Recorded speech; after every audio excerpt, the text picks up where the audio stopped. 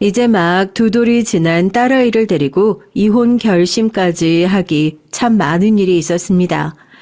남편은 내 편이 아니라 남의 편이라서 남편이라면서요. 남편에게 모든 것을 헌신하는 바보 같은 아내로 살지 않았지만 그래도 나름대로 의리 지키면서 아이까지 낳았는데 결국 이 남자도 다른 남자들과 크게 다를 바 없는 놈이구나 깨닫게 돼서 처음엔 화도 많이 나고 배신감에 가슴이 찢기는 것 같습니다. 하지만 저 그 슬픔 오래가지 않았어요. 남편이 나가서 부정한 짓을 저지르는 것으로 왜 제 인생이 판단받아야 하냐고요. 친구에게 제 남편이 상간녀와 함께 산부인과에 찾아왔다는 소식을 전화로 듣게 된 순간에도 저 친구랑 배꼽 잡고 웃었어요. 거짓 하나 없는 진짜 웃음이었습니다. 그냥 이 두 인간들의 인생이 너무 불쌍하고 웃기고 기가 막혀서요. 나 이제 이 사람들이랑 엮일 일 없다. 둘이서 지지고 볶고 깨 넘치게 잘 살아봐라 하는 마음으로 말입니다. 세상에 자기 남편 바람났는데 어떻게 그렇게 속도 없이 웃을 수 있냐고요? 비결은 딱 두 가지예요. 후회 없는 결혼 생활과 화끈한 복수요. 전 남편이랑 대학교 CC였어요. 지금부터 남자 쫓아다닐 생각하지 말아라. 나중에 대학 들어가면 다 남자친구 생긴다. 그 말 진짜던데요. 대학교 1학년 들어가자마자 군대 다녀와서 복학한 남편한테 코가 꿰인 바보 같은 신입생이 바로 저거든요. 왜 그 나이 때 애들이 다 그렇잖아요. 이제 막 대학에 올라온 신입생이 뭘 알겠냐고요. 복학생 선배가 하는 것들이면 뭐든 다 멋있어 보이고 괜히 더 잘나 보이고 그러는 거죠. 남편은 대학 시절부터 취업보다는 창업에 관심이 더 많은 사람이었습니다. 3학년, 이제 1년만 더 지나면 졸업반으로 올라가는 선배들이 난 졸업하면 뭐 해먹고 사나, 어느 회사가 나를 뽑아주려나 전전긍긍하고 있을 때 남편은 대체 뭔 자신감이었는지 몰라도 자기는 회사 차려서 먹고 살 거라는 포부를 펼치고 다니던 사람이었거든요. 난 선배가 남들처럼 취업한다고 머리 싸매고 있는 게 제일 멋있더라. 그래서 나중에 무슨 회사 차리고 싶은데? 창업에 대한 얘기를 물어보면 남편이 눈이 진짜 크거든요. 그 큰 눈이 반짝반짝 빛나면서 막 얘기를 하는 게 어찌나 멋있던지요. 그때까지만 하더라도 남편한테 순수함이라는 게 있었을 때니까요. 만나면서도 저 사람은 나랑 다르게 언젠간 뭐라도 해낼 사람이다. 이런 확신이 있었습니다. 뭐 창업이라는 게 그렇게 쉬운 일은 아니잖아요. 남편 집이 그렇게 잘 사는 것도 아니었고 나라에서 지원금 받아서 창업을 해야 한다고 밤을 새가면서 지원서를 쓰는 것 같은데 그것도 잘 되는 것 같지도 않고요. 제가 졸업반이 될 때까지 몇 년씩 졸업을 미루면서도 눈에 띄는 성과를 내지 못하고 있었죠. 집에서도 압박이 심한 것 같았어요. 결국에 남편은 저와 같이 졸업을 하게 됐습니다. 그때 엄마한테 처음 소개를 시켰는데 이놈은 뭔데 아직도 학교에 남아서 이제야 졸업을 하고 있어 하는 못마땅한 눈빛을 고스란히 받아야 했죠. 나중에 엄청 유명한 사업가가 될 사람이라고 제가 길을 세워줬어요. 그렇게 전 이력서를 보고 먼저 연락을 주었던 평범한 중소기업에 취업해서 일을 시작하게 됐고 남편은 야간 아르바이트를 하면서 창업 준비에 열을 올리고 있었습니다. 성공을 못하고 시간만 흘러갔으면 다행이게요. 실패에 실패를 거듭했어요. 그렇게 4년, 5년 시간만 하염없이 흘러갔고요. 아르바이트로 모아둔 돈은 몇 번의 창업을 실패로 고스란히 다 날아갔고 남아있는 것은 결혼이 불확실한 연인 2명뿐이었습니다. 너 그놈이랑 당장 헤어져. 나이가 몇인데 아직까지 변변한 직장도 하나 없고 벌써 몇 년째 허송세월이야. 정 붙어서 헤어지지 못하고 지금 이게 뭐 하는 짓이냐고.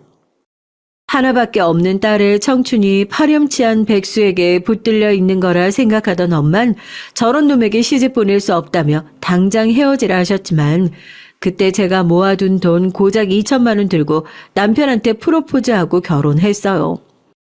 남들이 다 뜯어 말리는 결혼 그렇게 제가 밀어붙여서 했습니다. 이 사람이 제대로 해낼 거라는 확신이 있었나 봐요. 그리고 이 결혼은 제 남편에게 엄청난 터닝 포인트가 됐죠. 그동안 자기 신념 지킨다고 해오지 않았던 것들, 이제는 먹여 살릴 식구가 생겼다면서 하나둘씩 다 받아들이고 하기 시작했으니까요. 가장 큰 것이 동업이었습니다. 대학 시절 남편과 같은 학과에서 창업을 준비하던 선배들이 남편에게 딱 필요한 역할이라며 동업을 해보지 않겠냐는 제안을 했고 4명이서 준비한 이 사업은 그야말로 대박이 났어요. 결혼할 때 돈이 부족해서 친정엄마가 돈 보태줄 테니 제주도로 신혼여행을 간에 만에 했었는데 결국 못 갔거든요. 남편 사업 대박 나고 나서 6박 7일 어디 드라마에서나 봤던 발리로 신혼여행도 다시 가게 됐습니다. 남편의 사업이 안정적인 성공에 접어들면서 사모님 소리를 듣고 남편 돈으로 사치할 수 있다는 것이 좋았던 게 아니라요. 그냥 제 믿음을 증명해준 이 사람의 노력이 결실을 맺었다는 게 기뻤어요. 이 사람도 무언가 보여주고 싶은 마음으로 꾸준히 달려왔을 테니까요. 그래서 저 남편 잘 되고 나서도 남편이 제 손잡고 백화점 끌고 가서 이것도 잘 어울린다 저것도 잘 어울린다 억지로 명품 백이며 뭐며 사줘도 아까워서 들고 다녀 본 적도 없어요. 남편이 오죽하면 그랬다니까요. 왜 아직도 가난한 시절 태를 못 벗어내냐면서요. 나랑 같이 동업하는 형님들 보면 하루에도 몇 번씩 핸드폰 보면서 뒷목 잡으신다니까. 형수님들이 카드 들고 나가시고 신나게 긁어대서 여보 나 진짜 괜찮으니까 나도 뒷목 좀 잡아보자. 나 이제 가난하게 살던 옛날에 그 박창규 아니다 이거야. 당신도 이제 사모님 소리 들으면서 살고 있는데 우리도 그 급이라는 거 맞춰서 살아보자고. 언제부터 백화점 가서 명품백 척척 긁고 다니는 게 사람 수준 결정했다고 콧방귀 끼니까 남편이 그때 결혼기념일에 제 앞으로 건물 하나를 해줬어요. 자기랑 결혼해줘서 고맙다고요. 명품백을 선물 받아도 한 번도 기쁜 적이 없었는데 그거는 좀 기쁘대요. 전 이 사람이 사업하고 형님들이랑 같이 다니면서 걱정을 했었거든요. 사업가들 있잖아요. 그 말도 안 되는 허세요. 사람이 돈이 없다가 갑자기 생기면 괜히 돈으로 자기를 과시하고 싶어지고 또 같이 동업하는 형님들도 좀 그렇게 과시욕이 강한 사람들이기도 하고요. 자기 마누라가 카드를 또 긁었네 어쩌네 하는 것들도 결국 자기 마누라가 이렇게 사치가 심한 사람이다 깎아내리는 척 하면서 지들이 그렇게 사치 심한 마누라도 감당 가능할 정도로 돈 잘 버는 사람들이다 자랑하고 싶어하는 소리거든요. 괜히 남편이 그런 사람들이랑 어울려 다니면서 이상한 물 들고 할까봐 친하게 지낼 수밖에 없는 사이인 걸 알면서도 그런 모습이 보이면 괜히 싫더라고요. 그래서 괜히 당신 언제부터 그런 소리를 했냐고 더 핀잔을 줬던 것도 있고요. 제가 그 동업하는 인간들 탓을 하는 건 아니지만 여튼 저희 집에 와서 그런 소리도 했었거든요. 그때 제가 임신한 지 얼마 안 됐을 때예요. 어렵게 살 땐 임신 생각도 전혀 하지 않았었는데 이제 먹고 살만 하니까 아이를 갖자 계획도 할 수 있게 된 거죠. 집에 임산부가 있는 걸 뻔히 아는데 술이 좀 먹고 싶으면 나가서 충분히 마실 수도 있잖아요. 굳이 저희 집까지 와서는 재수 씨는 우리랑 너무 안 어울리려고 하는 것 같다. 우리도 재수 씨가 차려주는 술상 한번 받아보고 싶다. 이미 한 잔 걸치고 들어온 상태에서 남편도 어쩔 줄을 몰라 하길래 여기까지 온 거 어떻게 돌려보내냐고 그냥 모시고 들어오라고 그랬죠.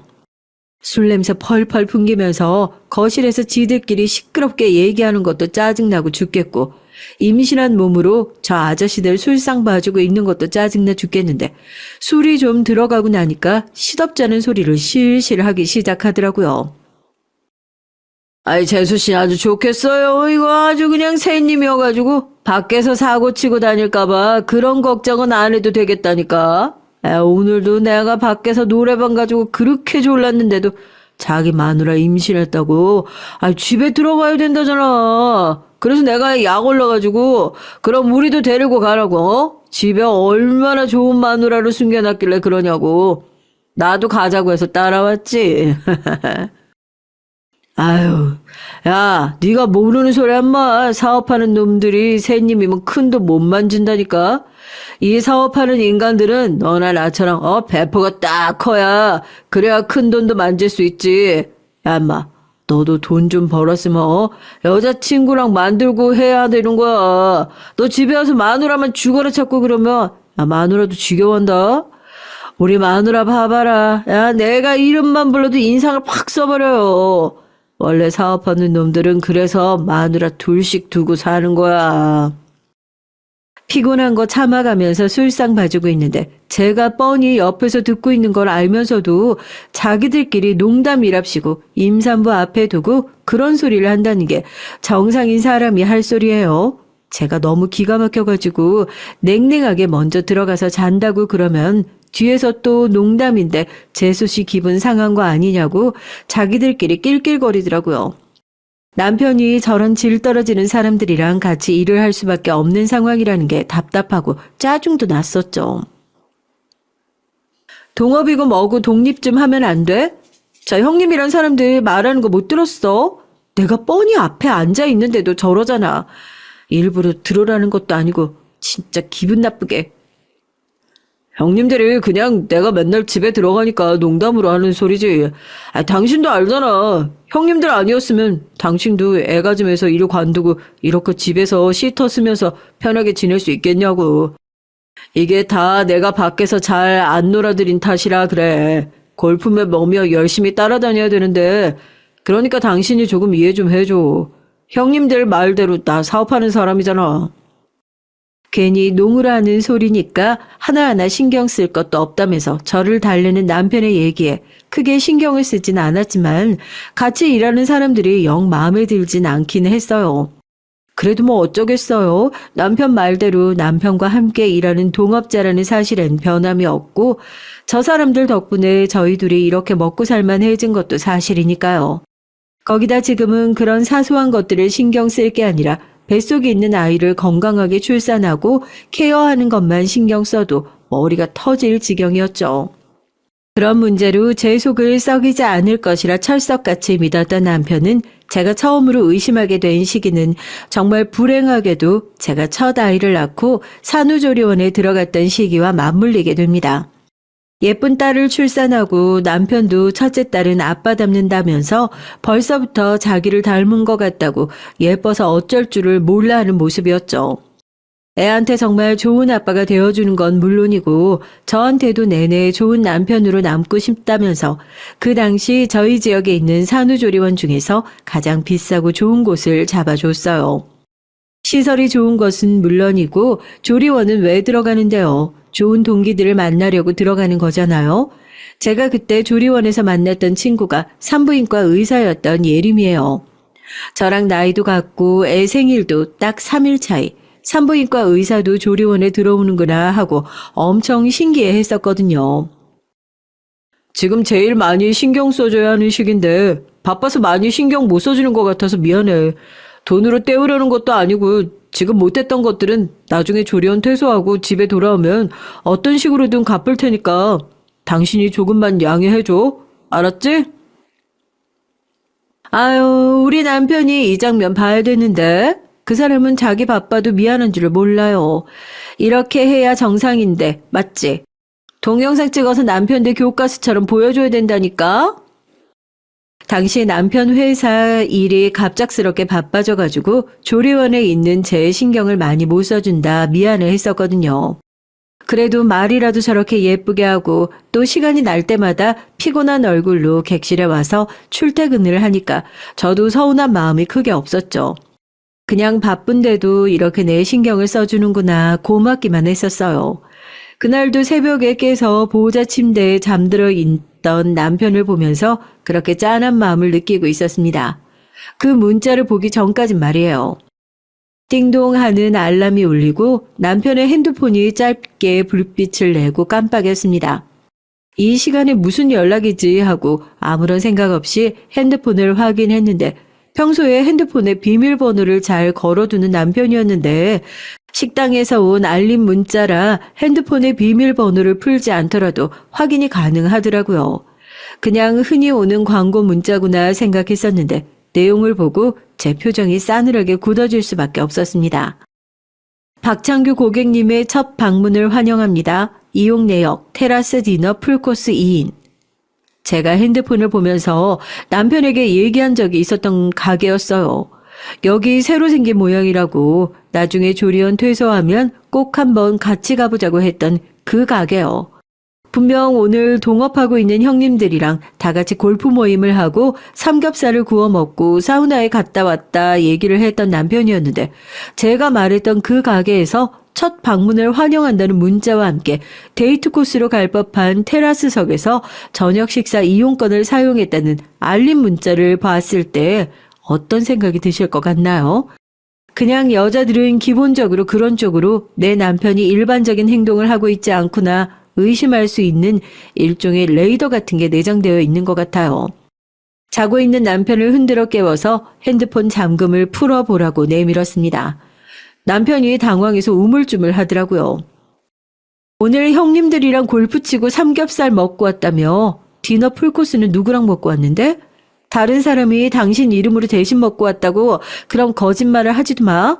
당신 이름으로 멤버십 가입하고 문자까지 온 거 내가 똑똑히 다 봤으니까. 누구랑 같이 갔냐고. 남편이 아무런 대답을 하지 못하고 있는데 또 한 번 남편의 핸드폰에 알람음이 울렸어요. 이번엔 내용을 확인할 수 없는 메시지더라고요. 지금 이 자리에서 나랑 이혼하고 싶은 게 아니라면 당장 문자를 보여달라 얘기했습니다. 번호가 저장되어 있지 않은 문자인 사장님 오늘 저녁 감사했습니다. 내일 뵐게요 라는 문자가 와 있더라고요. 피가 거꾸로 솟는 것 같았습니다. 대체 누구냐 발을 구르며 소리를 지르니까 그제서야 사실을 털어놓았습니다. 대학생 인턴이야, 대학생 인턴. 우리 회사에서 지금 대학생 인턴들 근무하는 시기인 거 알고 있잖아. 이 인턴이 이번에 회사 공모전에서 큰 상 수상해가지고 원래 다 같이 저녁 사주기로 한다는 걸 형님들이랑 스케줄이 안 맞아서 내가 대신 갔던 거야. 골프 친 것도 맞고 삼겹살을 먹었던 것도 맞고 급하게 할인 받으려고 멤버십도 그 자리에서 가입했고 안 믿기면 지금 이 자리에서 이 인턴한테 전화하고 형님들한테 전화해서 확인해봐. 이거 봐. 번호도 저장 안 해놓고 연락도 안 했어. 당신 지금 무슨 의심을 하는 거야? 남편의 당당한 태도에 할 말이 없더라고요. 진짜냐고. 내가 지금 당장 전화해서 확인 안 해봐도 되는 거냐고. 그러니까 당신이 정 찝찝하면 남편 체면이고 뭐고 생각 안 하고 이 시간에 사람들한테 다 전화해서 확인해봐도 좋다고 그러더라고요. 아이 낳고 남편과의 관계도 소원해진 것 같아서 예민한 것도 사실이었으니까 오해해서 미안하다고 사과하고 그날 일은 그렇게 넘어갔습니다. 다음날 조리원 동기였던 예림이를 만나서 어제 있었던 일에 대해 웃으면서 얘기를 했죠. 저야 다 지난 일이라 생각하고 대수롭지 않게 했던 얘기였는데 오히려 예림이는 제 얘기를 듣더니 심각하게 반응을 하더라고요. 조심해서 나쁠 거 없다고요. 예, 나는 30대 여자라는 얘기보다 대학생 인턴이라는 얘기가 더 소름 끼치는데 요즘 대학생들이 더 발랑 까부러졌어요.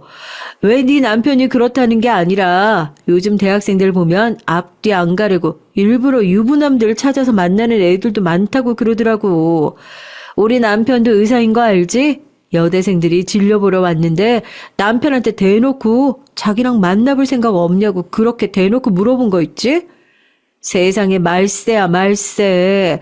너 신경 쓰라고 하는 얘기가 아니라 남자들은 또 그런 거에 약하니까 조심해서 나쁠 거 없을 것 같다. 그냥 그런 얘기지. 조리원에 있는 동안 워낙 친하게 지내고 남들한테 부끄러워서 할 수 없는 이런 얘기도 서스럼 없이 할 수 있을 정도로 친한 사이였으니까요. 예림이한테 이 사실을 털어놓았는데 네가 괜한 오해를 했다. 왜 이렇게 예민하게 구냐. 저를 타박할 거라고 생각했는데 오히려 심각하게 반응을 하니까 정말 그럴 수도 있겠구나 하고 저도 완전히 놓았던 의심의 끈을 다시 건져 올리게 됐죠. 아이를 낳고 조리원을 퇴소하고 아이와 함께 행복한 시기를 보내야만 했던 그 시절에 전 그렇게 남편이 뿌린 의심의 씨앗 때문에 누구보다 괴로운 시간을 보내게 됐어요. 한편 의심의 눈초리로 남편을 보기 시작하니까 하나부터 10까지 의심스러운 것 투성이었습니다. 갑자기 고급스러운 옷을 구입하는 것도 그렇고 일 때문이라고는 하지만 주말마다 집을 비우는 남편의 모습을 보면서 날카로워지기 시작했죠. 아직도 그 말도 안 되는 의심을 하고 있는 거야? 내가 보기엔 당신이 요즘 더 이상해. 내가 주말에 집을 비우는 게 하루 이틀도 아니고 사업하는 사람이잖아. 이렇게 의심하기 시작하면 한도 끝도 없다는 거 알면서 대체 왜 그래? 애 보는 게 힘들어서 그러는 거면 시터 이모를 써. 아니면 친정에다가 애 맡기고 당신도 어디 며칠 여행이라도 다녀오던지. 남편은 오히려 그런 제가 예전과 달라졌다. 왜 말도 안 되는 의심을 하냐면서 답답해했어요. 심증은 있지만 물증이 없어서 미칠 것 같은 느낌이었죠. 정말 저한테 문제가 있는 건가 다 포기할까 싶을 때쯤 남편의 외도에 대한 결정적이고 확실한 증거를 발견하게 됐습니다. 그 순간에도 친구 예림이가 곁에 있었네요. 남편의 병원을 옮길 곳을 알아보고 있던 중이라는 예림이에게 부동산을 소개시켜주기 위해 약속을 잡았던 날이었습니다. 저야 남편의 명의만 제 앞으로 해주고 건물을 관리하는 수준이긴 하지만 워낙 깔끔하게 일을 잘하는 부동산이니 소개시켜주고 욕 먹을 일은 없겠다 싶어서요. 아무리 집에서 살림만 하는 사람이라지만 병원을 알아보러 같이 움직인 김에 매입할 만한 괜찮은 부동산이 있는지 같이 알아보면 좋겠다 싶어 기분 전환도 할 겸 오랜만에 외출에 나섰습니다. 그리고 그곳에서 전 부동산 주인에게 충격적인 얘기를 듣게 됐어요. 부부가 그렇게 부지런하셔서 부자 되시겠어요. 덕분에 저희 같은 사람들이야 먹고 사는 거지만 얼마 전에 사장님께서 매매로 가져가신 그 오피스텔도 가격이 슬슬 올라가고 있는 것 같더라고요. 저희도 모르는 정보를 대체 어디서 그렇게 받아오시는지 원. 꼬마 빌딩이라고 하더라도 건물을 구매하는 일은 저와 상의를 거치고 진행하던 남편이었는데 저랑 말도 없이 건물을 샀다는 얘기를 부동산 주인을 통해 우연히 알게 됐습니다. 당황한 제 표정을 보고 예림이는 이미 이게 어떤 상황인지 모두 눈치를 챈 모양이더라고요. 당황해서 아무 말도 하지 못하는 저에게 그런 소스가 있으니까 이 집이 그렇게 부자가 된 게 아니냐면서 자기도 그 건물 좀 보러 가고 싶다고 위치 좀 알려줄 수 있냐 부동산 주인에게 대신 물어봐 주더군요. 아무런 의심 없이 알려준 주소를 받아들고 한참을 멍하니 서 있었어요. 예림이가 제 등을 떠밀더라고요. 뭐 하냐고. 안에서 누가 나오든 일단 가봐야 하지 않겠냐고요. 그렇게 주소로 갔는데 비밀번호까지 알 수는 없었으니까요. 문 앞에 서서 초인종을 눌러봐도 아무런 대꾸도 없더군요. 혹시나 하는 마음에 00001234 되는 대로 숫자를 눌러봤지만 비밀번호가 맞지 않는다는 알림만 들렸습니다. 지금이라도 열쇠 수리공을 불러서 문을 강제로 열어버릴까 하다가 혹시나 하는 마음에 도어락을 열고 남편의 생일을 눌러봤죠. 거짓말처럼 문이 열리더라고요. 그리고 그 문 안엔 정말 믿기지 않는 광경이 펼쳐졌습니다. 누가 봐도 여자 혼자 사는 집이더라고요. 집주인은 분명 저희 남편이 분명한데 핑크빛으로 꾸며진 인테리어하며 꾸며진 물건들 기가 막혀서 치가 떨리더라고요. 아무 말도 하지 못하는 저를 대신해서 예림이가 핸드폰을 들어 사진을 찍기 시작했습니다. 너 이렇게 멍하니 있을 때가 아니라면서요. 정신 똑바로 차리라고요. 그 기집애 언제 다시 올 줄 알고 이래. 증거 될 만한 거 다 남겨놔야 할 거 아니야. 정신 똑바로 차려. 너 네 남편 끌어안고 살 거니? 제대로 조져야 할 거 아니야. 정신을 차리고 조심스럽게 방안을 뒤지기 시작했습니다. 명문대 무용학과에 재학 중인 여대생이라는 사실을 알게 됐습니다. 아마 조리원에 있을 당시 남편이 밥을 사주었다는 대학생 인턴과 동일 인물이겠죠. 방 안에서 남편과 다정하게 찍은 사진까지 발견했을 땐 누군가 심장을 칼로 난도질한 것 같은 고통스러움까지 느끼기도 했어요. 아무렇지도 않은 척 다시 문을 빠져나오고 차에 타고 나니까 눈물이 쏟아지더라고요. 친정에 맡겨놓은 어린 딸 얼굴이 생각나서 이제 어떻게 해야 하냐고 친구를 끌어안고 펑펑 울었습니다. 제 등을 토닥이면서 같이 눈물을 글썽거리더라고요. 어쩌긴 뭘 어째. 네 딸 생각해서라도 너 이제부터 마음 독하게 먹어야지. 집에 가서 남편한테 휘둘리지 말고 모르는 척해. 오피스텔까지 얻어낼 정도면 내가 보기엔 그 여자애도 보통이 아니야. 네가 알고 있다는 거 알게 되면 그 사이에 또 무슨 거짓말하고 수작을 부릴지 모르니까 끝까지 모른 척하고, 내 동생 이혼했을 때 내가 상간녀 잡아내겠다고 심부름센터까지 뒤졌었거든. 혹시 몰라서 네 남편이 너한테 더 숨기고 있는 게 있을지 그건 내가 알아볼 테니까 걱정하지 말고. 넌 집에 가서 네가 할 수 있는 거 해. 나머진 내가 할 테니까. 아이를 안고 집으로 돌아왔어요. 제가 상간녀가 살고 있는 오피스텔에 다녀왔을 거라고는 상상도 하지 못한 남편이 오늘 친구랑 나갔다 오더니 기분 전환 좀 됐냐며 웃으면서 묻더라고요. 울컥하고 눈물이 나올 것 같아 저도 이를 꽉 깨물고 품 안에 있는 딸을 끌어안으면서 웃으며 대답했어요. 당신 때문에 너무 즐거운 하루였다고요. 그렇게 남편 몰래 친구와 함께 철저한 복수를 시작했습니다. 얼마 후에 예림이가 알아봐준 심부름센터에서 연락을 받고 저희 둘은 다시 한번 그 내용에 입을 떡하니 벌리게 됐죠. 예림이 말대로 보통 여자가 아니더라고요. 명문대까지 나와서 대체 왜 유부남한테 매달려 가정을 파탄내는 짓을 하나 싶었는데 애초에 정신이 글러먹은 여자애였습니다. 요즘 이런 여자애들 한둘이 아니에요. 저희 쪽에서도 이런 애들 뒷조사 많이 하거든요. 그런데 야, 얘는 보통이 아니던데요. 학벌도 좋고 얼굴도 예쁘장하니까 그거 가지고 고등학생 때부터 용돈벌이를 했더라고요. 여기 명함 보이시죠? 얘가 아르바이트 하던 술집인데 아마 여기서 다 만났을 거예요. 지금 사모님 남편분 포함해서 이런 식으로 경제적인 지원을 받은 남자가 저희가 알아본 것만 3명이더라고요.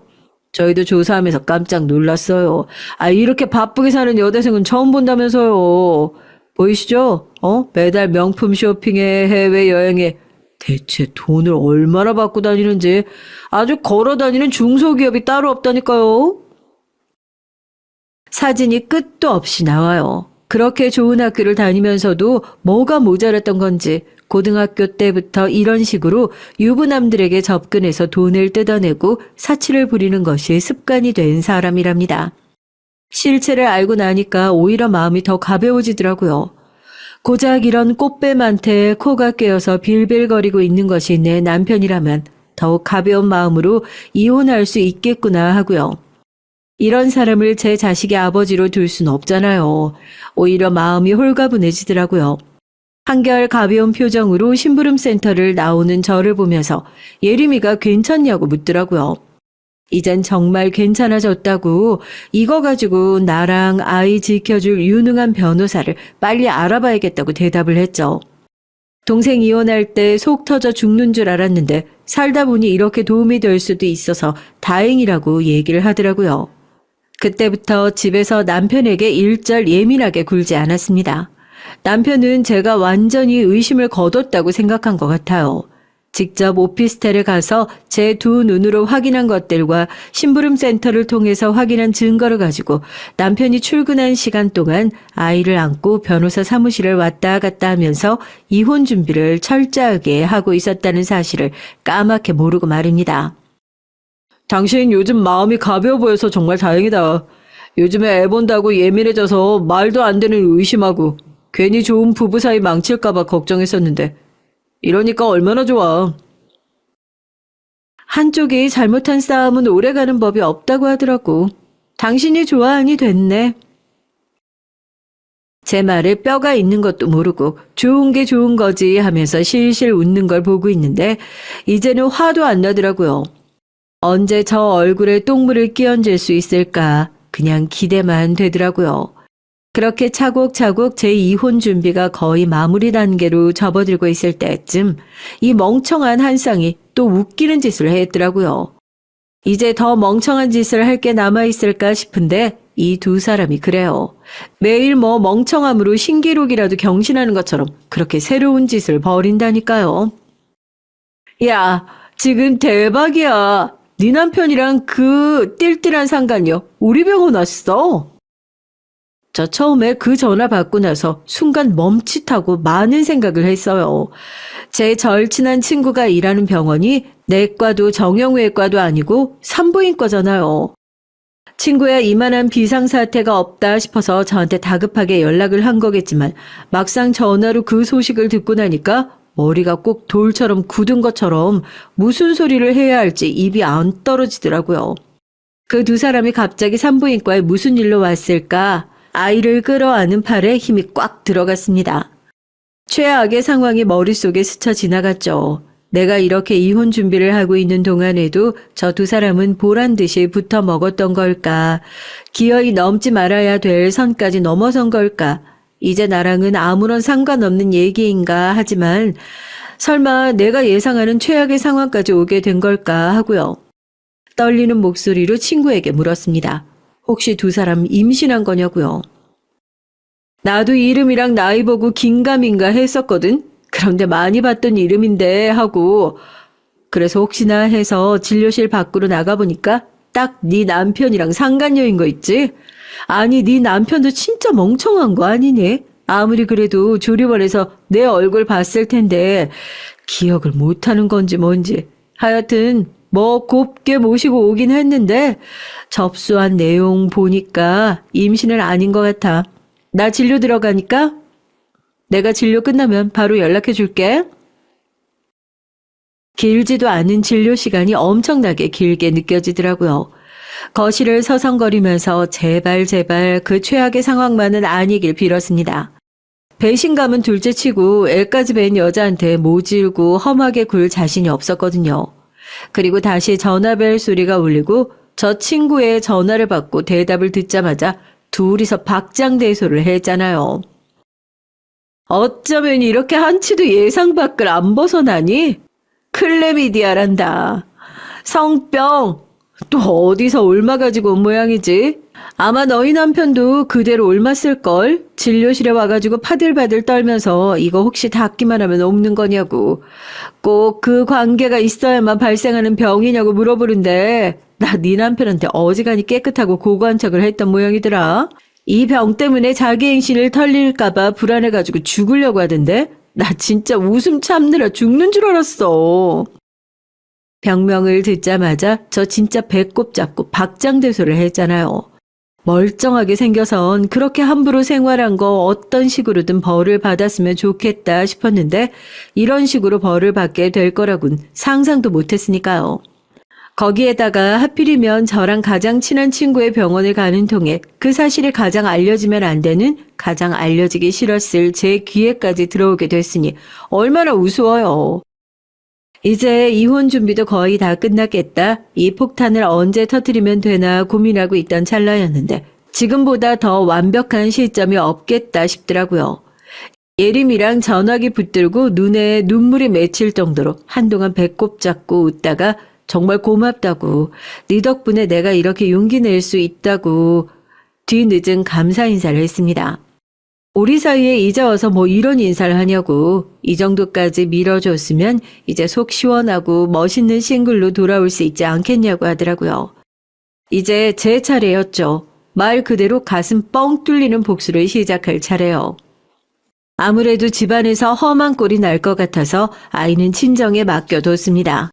남편과 있었던 얘기, 이혼을 준비하고 있다는 소식 친정에다가 다 얘기를 했죠.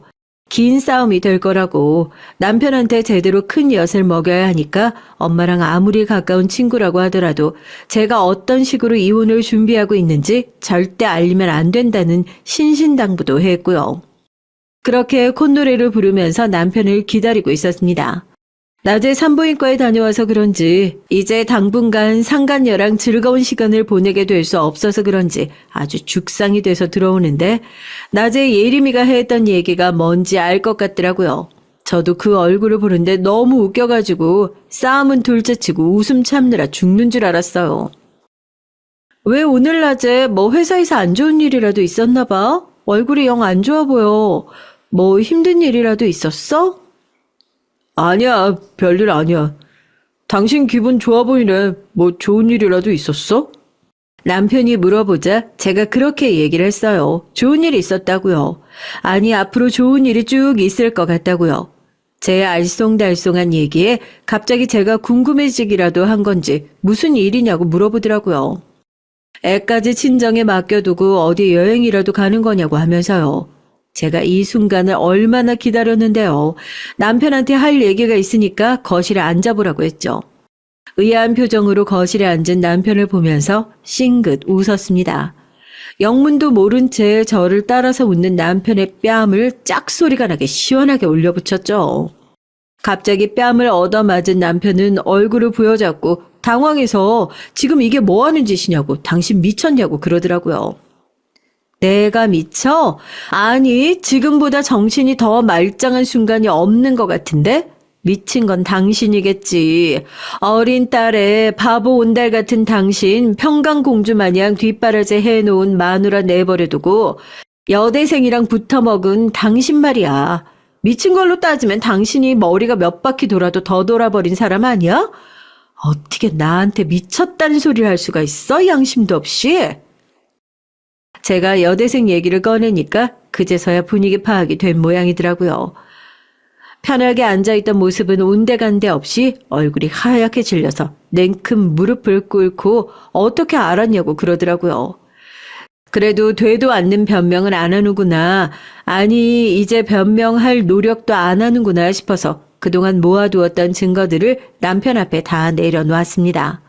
오피스텔에 들어가서 찍은 사진부터 남편과 다정하게 함께 찍은 여대생의 사진들, 외도가 아니라고 오리발을 내밀 수도 없을 정도로 빼도 박도 못할 증거들을 보고 남편은 제 앞에 납작 엎드리더라고요. 내가 정말 미쳤었나 봐. 형님들이 하는 얘기에 깜빡 넘어가가지고 사업하는 사람은 스트레스도 받고 하니까 스트레스 풀 수 있는 대상이 필요하다고. 나 정말 당신밖에 없는 거 당신도 알고 있잖아. 얘는 그냥 정말 심심풀이로 만난 것뿐이야. 내가 당신 같은 조강지처 버리고 어떻게 바람을 피울 생각을 하겠어. 당신은 이해가 안 될 수도 있겠지만 남자들은 원래 그래. 실수도 몸은 한 번 줄 수 있어도 나 얘한테 마음은 절대 준 적이 없어. 제발 한 번만 용서해줘. 내가 얘 바로 정리할게. 지금 당장 전화해서 헤어지자고 할 수도 있어. 헤어지긴 왜 헤어져? 오늘 아프다고 하니까 걱정돼서 냉큼 모시고 산부인과까지 같이 갔다 왔으면서. 여보, 나 정말 괜찮아. 아니, 이제 여보라고 하는 것도 듣기 거북하려나? 여보 자기 소리 하는 어린애가 있는데 나같이 늙은 여자가 이런 호칭 쓰는 게 듣기 좀 그럴 수도 있겠네. 그래, 나도 이혼하는 마당에 당신한테 받은 게 너무 많아서 꼭 주고 싶은 선물이 있어가지고 당신도 아무것도 모르고 그냥 헤어지면 너무 억울할 것 같아서. 심부름 센터에서 받은 또 하나의 서류 봉투, 남편은 모르고 있는 진실이요. 서류 봉투를 남편에게 내밀었습니다. 이혼 서류인 줄 알고 눈을 꼭 감고 제발 한 번만 용서해달라고 봉투를 열어보려고 하지도 않는 남편에게 그런 거 아니니까 얼른 마음 편하게 열어보라고 봉투를 내밀었어요. 남편이 겨우 봉투를 열어보고 그 안에는 남편의 상간녀였던 여대생이 그동안 남편 말고도 얼마나 많은 사람을 만나고 다녔는지 남편과 같은 수법으로 지금도 몇 명이서 그 여자를 지원해주고 있는지 정말 상세하고 낱낱하게 다 나와 있었습니다. 아마 둘이선 너밖에 없다, 이혼을 하고 너랑 같이 살림을 차릴 거다, 평생 변하지 않을 것 같은 사랑을 속삭이고 있었겠죠. 이번엔 남편의 표정이 배신감으로 물들더라고요. 자기랑 지금 띠동갑도 넘게 차이나는 여자애가 진정한 사랑일 거라고 생각하면서 믿고 있었다는 게 너무 우습잖아요. 당신 지금 거울이라도 가져와서 표정을 봐야 되는데 진짜 우스운 거 알아? 몸만 준 거라며 마음은 안 준 거라며 당신 지금 엄청 사랑하는 사람한테 꼭 배신이라도 당한 것 같은 표정이야. 내가 그래서 당신이랑 이혼하는 거야. 그거 알아두라고. 오늘 산부인과 다녀왔지? 당신도 조만간 비뇨기과 다녀와 보는 게 좋을 거야. 그 여자가 앓고 있는 병 접촉만 해도 없는 거라고 하더라고. 어디서 옮아온지도 모르는 그 더러운 병 나한테 옮길 생각 꿈도 꾸지 말고 이 더러운 것들아. 나랑 이혼하고 그 여자한테 가서 꼭 빌어. 알겠지? 나 본처랑 이혼하고 왔으니까 그 많은 남자들 중에서 꼭 나 좀 골라달라고. 그 여자가 과연 너 같은 인간을 골라줄진 모르겠지만 말이야. 바닥에 망연자실한 표정으로 앉아있는 남편을 보는데 진짜 헛웃음이 나오더라고요. 저런 인간을 남편이라고 애까지 낳고 살 생각을 했다는 저도 정말 웃기지만 저 허탈해하는 표정을 보니까 제가 정말 제대로 한 방 먹였구나 싶었거든요. 제가 준 서류 봉투를 몇 번이나 다시 확인한 남편은 이제 한숨을 쉬면서 제 다리를 붙들고 빌기 시작합니다. 아무리 생각해봐도 그 여대생이 자신을 받아줄 거란 확신이 들지 않았나 봐요. 여보, 내가 정말 미쳤었나 봐. 차라리 그냥 당신 마음 풀릴 때까지 속 시원하게 나 패버려. 내가 우리 딸이랑 당신이랑 두고 어떻게 이 집을 나가겠어. 어떻게 이혼을 해. 다른 건 몰라도 우리 딸 아빠 없는 자식으로 자라게 할 수는 없잖아. 이혼은 다시 한번 생각해주라. 아무리 생각해도 그건 아닌 것 같아. 응? 창규야, 정신 좀 차려라. 내가 이혼을 왜 하겠니? 너 같은 애비가 있느니 차라리 애비 없는 자식으로 키우게 하는 게 100번, 1000번 나을 것 같아 이혼을 하는 거야. 아직도 정신 못 차렸니? 네가 우리 가족한테 이런 상처를 주고 한 번만 용서해달라는 그런 양심 없는 소리를 할 수가 있어? 마음 풀릴 때까지 속 시원하게 패라고? 그래, 네 소원이면 그렇게 해줄게. 제가 서류 봉투를 집어들고 남편의 얼굴을 후려 갈기기 시작하니까 깨갱거리는 소리를 내던 남편도 도저히 못 버티겠다 싶었는지 나중에 연락을 한다면서 꽁지가 빠져라 도망치더라고요. 그렇게 남편을 집에서 시원하게 내쫓고 예림이에게 전화를 했습니다. 우리 아직 한 건 더 남지 않았냐고요. 예림이가 웃으면서 안 그래도 집 앞에서 너 언제 나오나 기다리고 있었다고 그러더라고요. 예림이의 차를 타고 근처 꽃집에서 꽃다발까지 픽업을 해서 그렇게 대학교로 향했습니다. 다행히 늦지 않게 도착했더라고요. 수많은 인파를 헤치고 도착한 곳은 상간녀가 재학 중인 대학교의 발표회장이었어요. 정말 공교롭게도 남편과 상간녀를 산부인과에서 마주하고 이혼 통보를 결심했던 오늘이 바로 상간녀의 무용 발표의 날이더라고요. 아마 여기에 초대받기에 저의 남편은 아직 내공을 못 쌓았나 보죠. 가장 앞줄에 꽃다발을 끌어안고 자리를 잡았습니다. 사진을 너무 많이 봐서 그런지 멀리서도 한눈에 상간녀의 얼굴을 알아보겠더라고요.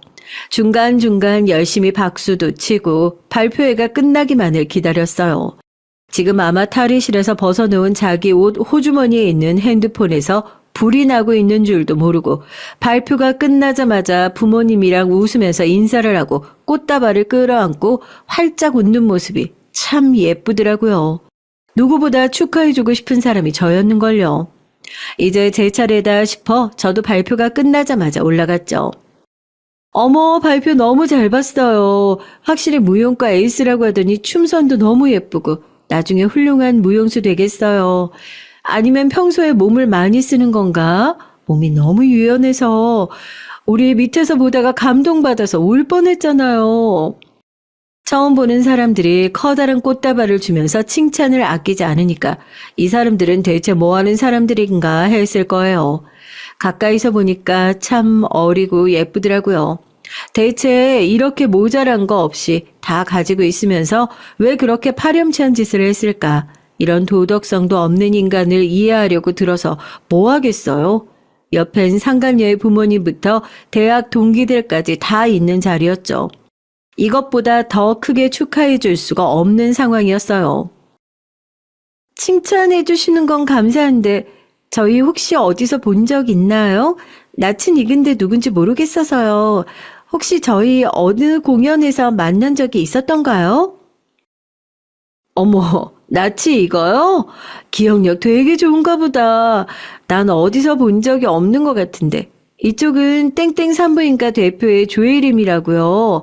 난 박창규 와이프인데 우리 얼굴이 낯이 익나 봐요. 제 입에서 나오는 얘기를 듣자마자 상간녀의 얼굴이 새파랗게 질리더라고요. 상간녀의 부모님은 이 여자의 평소 행실에 대해서 아무것도 모르고 계실 테고 저희 입에서 나오는 이름의 무게에 대해서도 당연히 모르고 계실 테고요. 그건 주변에 있는 친구들도 마찬가지였을 거예요. 이 이름을 듣고 가슴이 덜컥 내려앉은 건 그 자리에서 제 남편과 불륜을 저지른 상간녀 딱 한 사람밖에 없었을 겁니다. 꽃다발을 툭 떨어뜨린 상간녀가 손까지 덜덜 떨면서 놀라더라고요. 저도 이렇게 많은 사람들이 있는 자리에서 혹시 모르잖아요. 모욕죄로 신고당하는 건 무섭더라고요. 바닥에 떨어진 꽃다발을 주어서 상간녀에게 도로 안겨주면서 귀에다 대고 조용히 얘기를 시작했죠. 다들 이게 무슨 일인가 싶어서 웅성거리면서 저희를 집중하는 게 느껴지더라고요. 어때? 너 몸 아픈 건 좀 괜찮니? 낮에 내 남편이랑 산부인과 같이 다녀온 거 알고 있는데 너 몸이 안 좋은 게 아닌 것 같던데. 그거 너만 알고 있을 게 아니라 너 같이 만나고 있는 남자들한테 싹 다 알려줘야 하는 거 아니야? 아무래도 공익이라는 게 있잖아. 네가 한두 명을 만나고 다니는 것도 아니고 여기 옆에 계신 부모님은 너 그러고 돌아다니는 거 아무것도 모르는 것 같으신데 어쩌면 좋니? 나도 딸 가진 부모지만 하나밖에 없는 내 딸이 그러고 다니는 거 아시면 진짜 억장이 무너질 것 같은데. 상간녀는 다급하게 제 손을 잡아 끌고 무대 뒤쪽으로 가더라고요.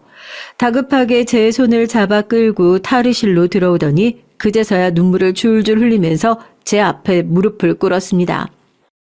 죄송해요. 정말 잘못했습니다. 다시는 안 그럴게요. 다시는 그 사람 안 만날게요. 저 그 사람 그냥 돈 받으려고 만난 거예요. 진짜로 좋아하지도 않았어요.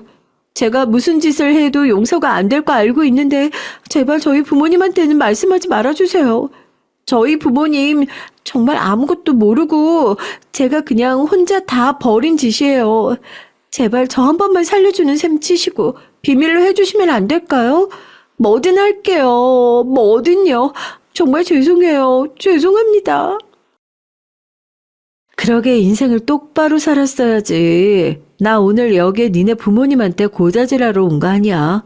정말로 너 어떤 사람인지 그냥 네 무대 구경하러 온 거야. 오늘은 그냥 돌아가는데 혹시 모르겠다. 내가 기분이 워낙 오락가락하는 사람이라서. 네가 아직 안 살아봐서 모르겠는데 하나밖에 없는 남편이 바람 피우면 그런 기분이거든. 자다가도 벌떡 일어나고 기분이 막 그렇게 오락가락해. 오늘은 너 봐서 그냥 돌아가는데 언제 또 다시 와서 말하고 싶어질지 모를 것 같네. 그러니까 똑바로 살아. 평생 그렇게 조바심 내면서. 알겠니? 바닥에 엎드려서 오열을 하는 상간녀를 실컷 비꼬아주고 그렇게 친구와 함께 대학교를 나섰습니다. 남편부터 상간녀까지 시원하게 복수를 하고 나니까 속이 다 후련하더라고요. 전 지금 이혼 소송 진행 중에 있어요. 아이는 당연히 제가 데려오게 됐고요. 솔직히 처음 이혼을 할 때까지만 하더라도 남편이 처음 사업을 시작하면서 저에게 사주었던 건물 하나만 있더라도 먹고 살만 하겠다 싶었는데 생각보다 제가 결혼 생활에 충실했던 모양이에요. 제 이혼 소송을 담당하는 변호사 얘기론 제가 남편의 사업에 직접적으로 관여한 건 없지만 결혼 생활을 유지하면서 기여했던 것들과 유책 배우자의 위자료만 하더라도 꽤 될 거라는 기쁜 소식을 얼마 전에 전해주더라고요. 그 상간녀의 소식은 뭐 전해 듣지 못했어요. 아마 평생 그렇게 조바심을 느끼면서 살지 않을까 싶어요. 제가 대놓고 얘기를 하지 않았지만 학교 발표회장에서 그렇게 작은 소란이 일어났으니 아마 친구들 사이에서도 아름아름 소문이 나지 않았을까 싶기도 하고요. 요즘 젊은 애들 소문 같은 거 엄청 빠르잖아요. 다른 건 몰라도 이제 그런 나쁜 짓은 하지 않고 살지 않을까? 제가 또 젊은 인생 하나 구해줬다. 그렇게 생각하려고요. 이혼이요. 막상 진행하고 보니까 별거 없어요. 제가 받게 될 게 많아서 더 후련한 것도 있겠지만 이왕 이렇게 된 거 잘 됐다고 생각하려고요. 복수란 게 제 살을 파먹는 일이라고 그래요. 저도 속 시원한 복수라고 사연으로 적긴 했지만 이것들 준비하면서 마냥 즐겁고 신나지만은 않았어요. 예림이라는 친구가 없었으면 혼자서는 절대 이 정도로 스케일 큰 복수를 기획하지 못했을 것 같기도 하고요. 이혼을 준비하시는 많은 분들, 저처럼 이렇게 스케일 큰 복수를 기획하지는 못하더라도요. 나한테 살면서 상처 입힌 사람한테 적어도 욕 한마디 정도는 시원하게 맞받아칠 수 있는 사람이 됐으면 좋겠습니다.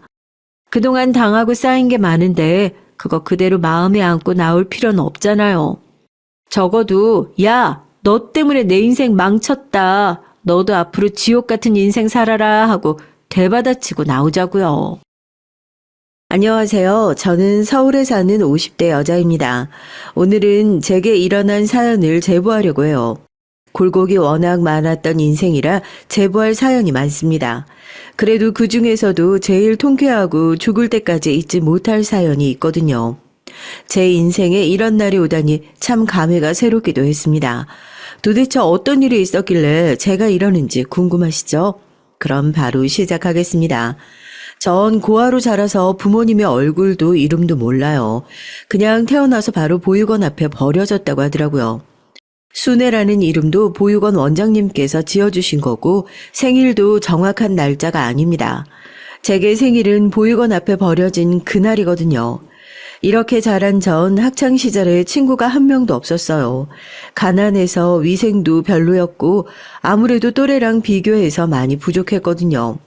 기본적인 생활 습관부터 시작해서 못 먹어서 몸집도 작았습니다. 교육이 부족해서 당연히 성적은 꼴찌였고요. 괴롭힘도 많이 당했고 보육원에서도 눈치를 많이 봤습니다. 다른 동생들은 좋은 가정에 입양되어 남부럽지 않게 사는 친구도 있었거든요. 그런데 전 고등학생이 되어서도 보육원에서 살았으니 얼마나 눈치가 보였겠어요. 그래서 일부러 학교 끝나고 혼자 운동장이나 도서관에 있다가 보육원에 갔죠. 주말엔 원장님의 눈치가 보여서 보육원을 나서서 청소를 하기도 하고요. 원장님은 제가 성인이 되자마자 바로 내쫓으셨습니다. 아직 고등학교 졸업식도 하지 않았었는데 당장 갈 곳이 없던 전 너무 막막했어요. 그래도 원장님이 제가 일할 공장 하나는 알아보셨는데 그래서 가발을 만드는 공장에 가서 일을 했습니다. 몸은 힘들고 거기서도 텃세를 포함한 괴롭힘이 많았거든요. 하지만 그래도 일하다가 아무 생각을 안 해도 좋았고 무엇보다 돈이 모이니까 좋더라고요. 다른 공장 언니들은 종일 일을 해도 그 돈을 부모님에게 뜯기는 경우가 많았습니다. 그런데 전 고아라서 돈을 줄 가족도 없고 책임져야 할 사람이 없었어요. 혼자 저축을 많이 하게 됐습니다. 시간이 지나면서 텃세를 부리던 언니들과도 친해졌고 공장 일도 익숙해졌고요. 전 그때 그냥 그렇게 평생 일하면서 늙어 죽을 줄 알았어요. 제가 고아니까 가정을 이룰 거라는 기대는 하지 않았습니다. 그런데 인생은 내 마음대로 흘러가는 것이 아니라는 것을 그때 처음 알았네요. 공장에서 3년 정도 일을 했을 때 갑자기 사장님이 공장을 폐업을 했거든요. 직원들에게 미리 알려준 것도 아니고 통보라서 얼마나 당황했는지 모릅니다. 다들 원망해도 힘없는 노동자의 말을 들을 리가 없었죠. 그래도 3년을 일하면서 서로 힘들 때 같이 울고 좋은 일이 있으면 같이 웃으면서 버텼는데 섭섭한 마음이 들었습니다. 그때 공장에서 제일 친하게 지냈던 영숙이 언니가 제게 말을 했어요. 순애야, 나 이번에 그냥 고향 내려가려고 하는데 너 언니 따라서 올래? 너 태어나서 바다 실제로 본 적 한 번도 없다며. 거기 가서 시장에서 일도 구하고 내가 고향 친구 중에 괜찮은 놈 있으면 소개도 해줄게. 어머, 언니, 나 그럼 언니 따라서 가도 돼? 난 지금 이렇게 공장 망하면 당장 갈 곳이 없어. 고아라서 부모님도 없고 친구도 한 명 없는 거 알잖아. 언니 따라가면 나야 너무 행운이지. 이 은혜 진짜 잊지 않을게. 전 저랑 친자매처럼 가깝게 지냈던 영숙이 언니를 따라 생전 처음으로 다른 지역에 가게 됐어요. 보육원이 있었던 곳은 내륙이라서 바다를 본 적이 없거든요. 언니를 따라 도착한 곳은 진짜 바닷가였습니다. 거기서 제가 새로 일을 구할 때까지 영숙이 언니의 집에서 지냈어요. 다행히 언니의 부모님이 인심이 참 좋은 분들이었습니다. 덕분에 편하게 일을 구할 수 있었고요. 시장에 있던 국밥집에서 시장 내부의 다른 가게들이나 주변에 국밥을 배달하는 일을 구했어요. 공장에서 일을 했기 때문에 몸 쓰는 일이라도 그렇게 많이 힘들지는 않았습니다. 그때 일했던 국밥집의 사장님도 굉장히 좋은 분이셨어요. 가족도 친구도 없는 제가 안쓰러운지 많이 챙겨주셨거든요. 그리고 전 자연스럽게 영숙이 언니네 집에 돈을 주면서 새를 살게 됐습니다. 새를 내긴 했지만 워낙 저를 많이 챙겨주셔서 딸처럼 지냈죠. 그때가 제 인생에서 몇 안 되는 행복했던 기간이랍니다. 그러다 전 제 인생이 바뀌게 되는 경험을 하게 돼요. 바로 영숙이 언니의 중학교 동창과 제가 연애를 시작하게 됐거든요. 일부러 언니가 소개해 준 건 아니었고 정말 우연히 술에 취한 언니를 주인 아줌마가 데리고 오래서 갔다가 눈이 맞았어요. 첫눈에 반한다는 소리 아시죠? 여러분은 그런 경험 있으세요? 전 첫눈에 반한다는 말을 굳건하게 믿는 편이랍니다. 왜냐하면 제가 그 증인이니까요. 영숙이 언니의 동창이었던 성철 오빠와 전 그렇게 사랑에 빠졌고 약 2년의 연애 끝에 전 청혼도 받게 됐습니다. 그리고 문제는 그때부터 시작됐어요. 오빠는 아버지와 함께 배를 타고 생선을 잡는 일을 하고 있었습니다. 그러면 어머니와 남동생이 횟집에서 그 생선을 파는 일을 했죠. 횟집이 꽤 큰 편이라 그 횟집을 모르는 동네 사람이 한 명도 없었답니다. 동네에서 알아주는 큰 횟집이라 부자였고 또 인물들도 나쁘지 않아서 남자친구와 그 동생은 인기가 아주 많았어요. 실제로 우리가 연애할 때도 대놓고 제게 질투한 동네 아가씨도 많았답니다. 고아에다 직업도 별로인 애가 뭐가 좋냐는 말을 눈앞에서 들을 정도였으니까요. 남자친구는 그런 말은 신경 쓰지 말고 오로지 우리 둘의 관계만 집중하라고 했죠. 문제는 제가 청혼받고 난 뒤에 생겼습니다. 바로 남자친구의 어머니가 난리가 나셨거든요. 횟집 사장님은 본인 아들이 결혼한다고 말하는 여자가 저라는 사실을 너무 싫어하셨습니다. 원래 성격 자체가 드센 분이었는데 죽어도 이 결혼을 성사시키기 싫은지 제가 일하는 국밥집에 찾아와서 제 머리채를 잡으셨어요. 야, 이년아, 네가 우리 순진한 장남을 꼬셨지? 내가 우리 아들을 어떻게 키웠는지 알아? 동네에서 유난이라고 할 정도로 애지중지 키웠어. 너처럼 근본 없는 고아랑 결혼시키려고, 그렇게 키운 줄 알아? 아, 잠시만요. 어머니, 이거 놓으시고 말씀하세요. 저 머리가 너무 아파요. 어머니, 다 머리가 빠질 것 같아요. 제발요. 어디서 어머니야? 내가 네 어머니야? 나는 너한테 어머니란 소리 들을 생각 전혀 없어. 당장 네가 네 주제를 알고 우리 아들 그만 만나. 알겠어? 우리 아들이 착해서 너 같은 년들한테 순진하게 넘어가는데 난 어림도 없어. 남자친구의 어머님인 횟집 사장님은 저를 찾아와서 진짜 시장 바닥에서 쥐잡듯이 잡으셨습니다. 사람들이 쳐다봐도 전혀 신경 쓰지 않더라고요. 오히려 보란 듯이 제게 근본도 없는 고아라고 소리를 지르며 머리채를 잡으셨습니다. 국밥집 사장님이 아무리 말려도 횟집 사장님은 덩치가 너무 좋아서 절대 밀리지 않더라고요. 결국 남자 셋이 달려들어 겨우 떼어내게 됐습니다. 전 그날 너무 어이가 없어서 영숙이 언니네 집에 가서 울면서 있던 일을 말했어요. 그러자 영숙이 언니가 말하길 원래 유난으로 동네에서 유명하다고 하더라고요. 특히 학생 땐 무슨 일만 생기면 학교에 와서 난리를 쳐서 아들들이 외면했을 정도라고 했습니다. 그렇게 나대도 워낙 돈이 많으니까 다들 말을 못했던 거죠. 그 말을 들으니 전 진지하게 헤어져야 하는 건가 생각했어요. 그러나 그럴 수가 없었습니다. 일단 남자친구와 전 서로가 첫눈에 반했을 정도로 사이가 매우 좋았어요. 아무리 횟집 사장님이 반대해도 오히려 우리의 사랑은 굳건해졌죠. 그리고 아주 결정적인 이유가 있었습니다. 바로 제가 임신을 했기 때문이었어요. 몸이 안 좋아서 병원에 갔더니 임신이라고 하더라고요. 지금과 달리 우리 땐 개인정보 보호라는 개념도 없었고 또 워낙 작은 동네에다 시골이라 소문이 매우 빨랐습니다. 제가 산부인과에서 임신 소식을 듣고 울자 금방 소문이 동네로 퍼졌고요. 결국 횟집 사장님은 또 국밥집에 찾아와서 제 머리채를 잡았습니다. 남자들이 달려들어 말려도 그때는 꿈쩍도 하지 않았어요. 전 살면서 들어본 욕 중에 그때 들었던 욕이 제일 살벌했습니다. 온갖 쌍욕과 함께 제 몸을 때리는데 이러다 우리 아기까지 잃을까봐 얼마나 무서웠는지 몰라요. 나중에 남자친구와 그 동생이 와서 겨우 말려서 풀려날 수 있었어요. 만신창이가 된 저를 보고 남자친구는 미안하다고 엉엉 울었습니다. 그렇게 영숙 언니의 집에 갔더니 언니는 완전 횟집 사장님이 미친 사람이라고 경찰에 신고하자고 하더라고요. 이런 사태를 구해준 사람은 경찰도 아니고 바로 누구였는지 아세요? 남자친구도 아니고 바로 제 시아버지였습니다.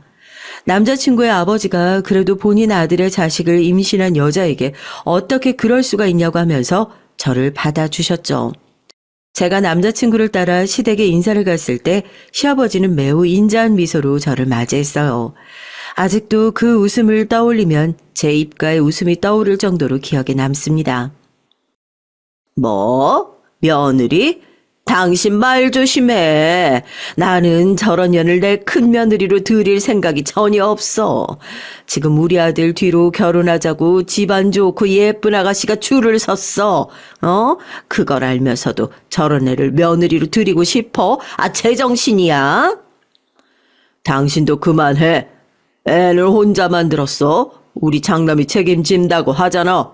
나 따라서 배 타는 일도 계속하면서 대를 잇겠다는데 왜 그래? 당신이야말로 우리 아들이 계속 우리 옆에서 살았으면 좋겠다며. 결혼하고 같은 집에 살면 오히려 좋지. 시아버지는 시어머니가 저를 대놓고 욕해도 앞에서 막아주셨습니다. 그렇게 전 시아버지 덕분에 결혼에 성공할 수 있었어요. 그렇게 임신한 상태로 시댁에 가서 살게 된 전 지옥이 시작됐습니다. 시어머니는 그냥 저라는 인간 자체를 싫어하셨거든요. 저를 보면 지나가는 바퀴벌레보다 못한 취급을 하셨습니다. 제가 먹는 밥도 아깝다고 둘이 있으면 전 그냥 굶어야 했어요. 집에서 유일하게 제 편이었던 시아버지와 남편이 배를 타고 나가면 전 그 시간 동안 내내 시어머니의 구박을 들어야 했습니다. 시어머니는 제가 집안일도 다 하고 횟집에 가서도 모든 일을 하길 원하셨어요. 집에 조그만 사탕 껍질이라도 거실 바닥에 있으면 임신한 저를 대문 밖으로 내쫓으셨고요. 먹을 자격도 없다고 밥도 주지 않으셨습니다.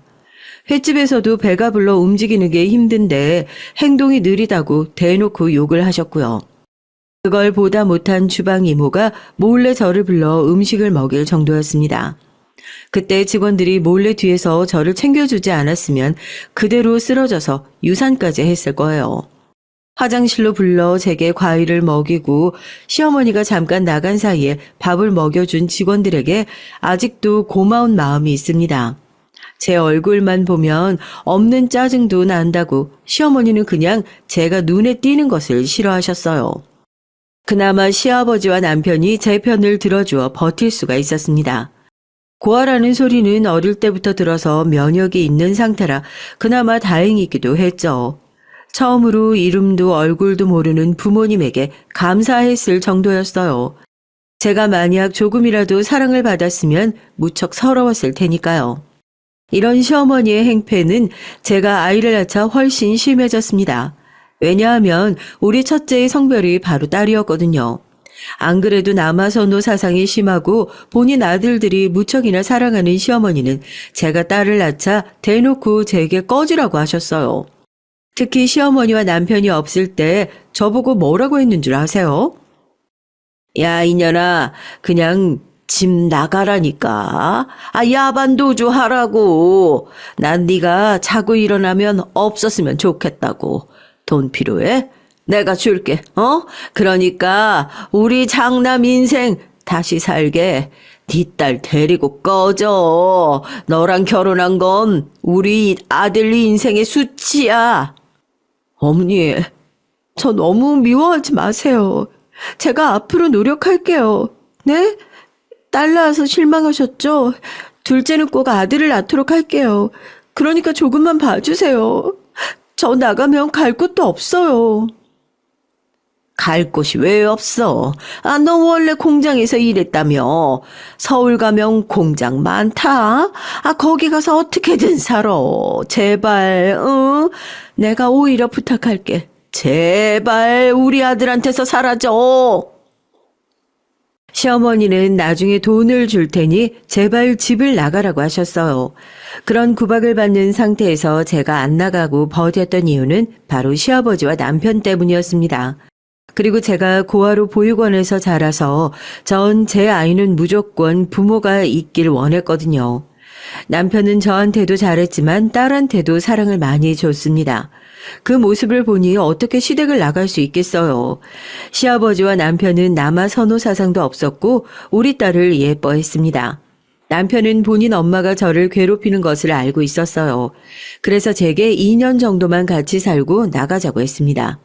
시아버지도 몰래 제게 돈을 모아 나갈 수 있게 도와준다고 하셨고요. 그 말을 믿고 버텼습니다. 이런 상태에서 시어머니가 저를 더 싫어하게 된 계기가 또 발생했어요.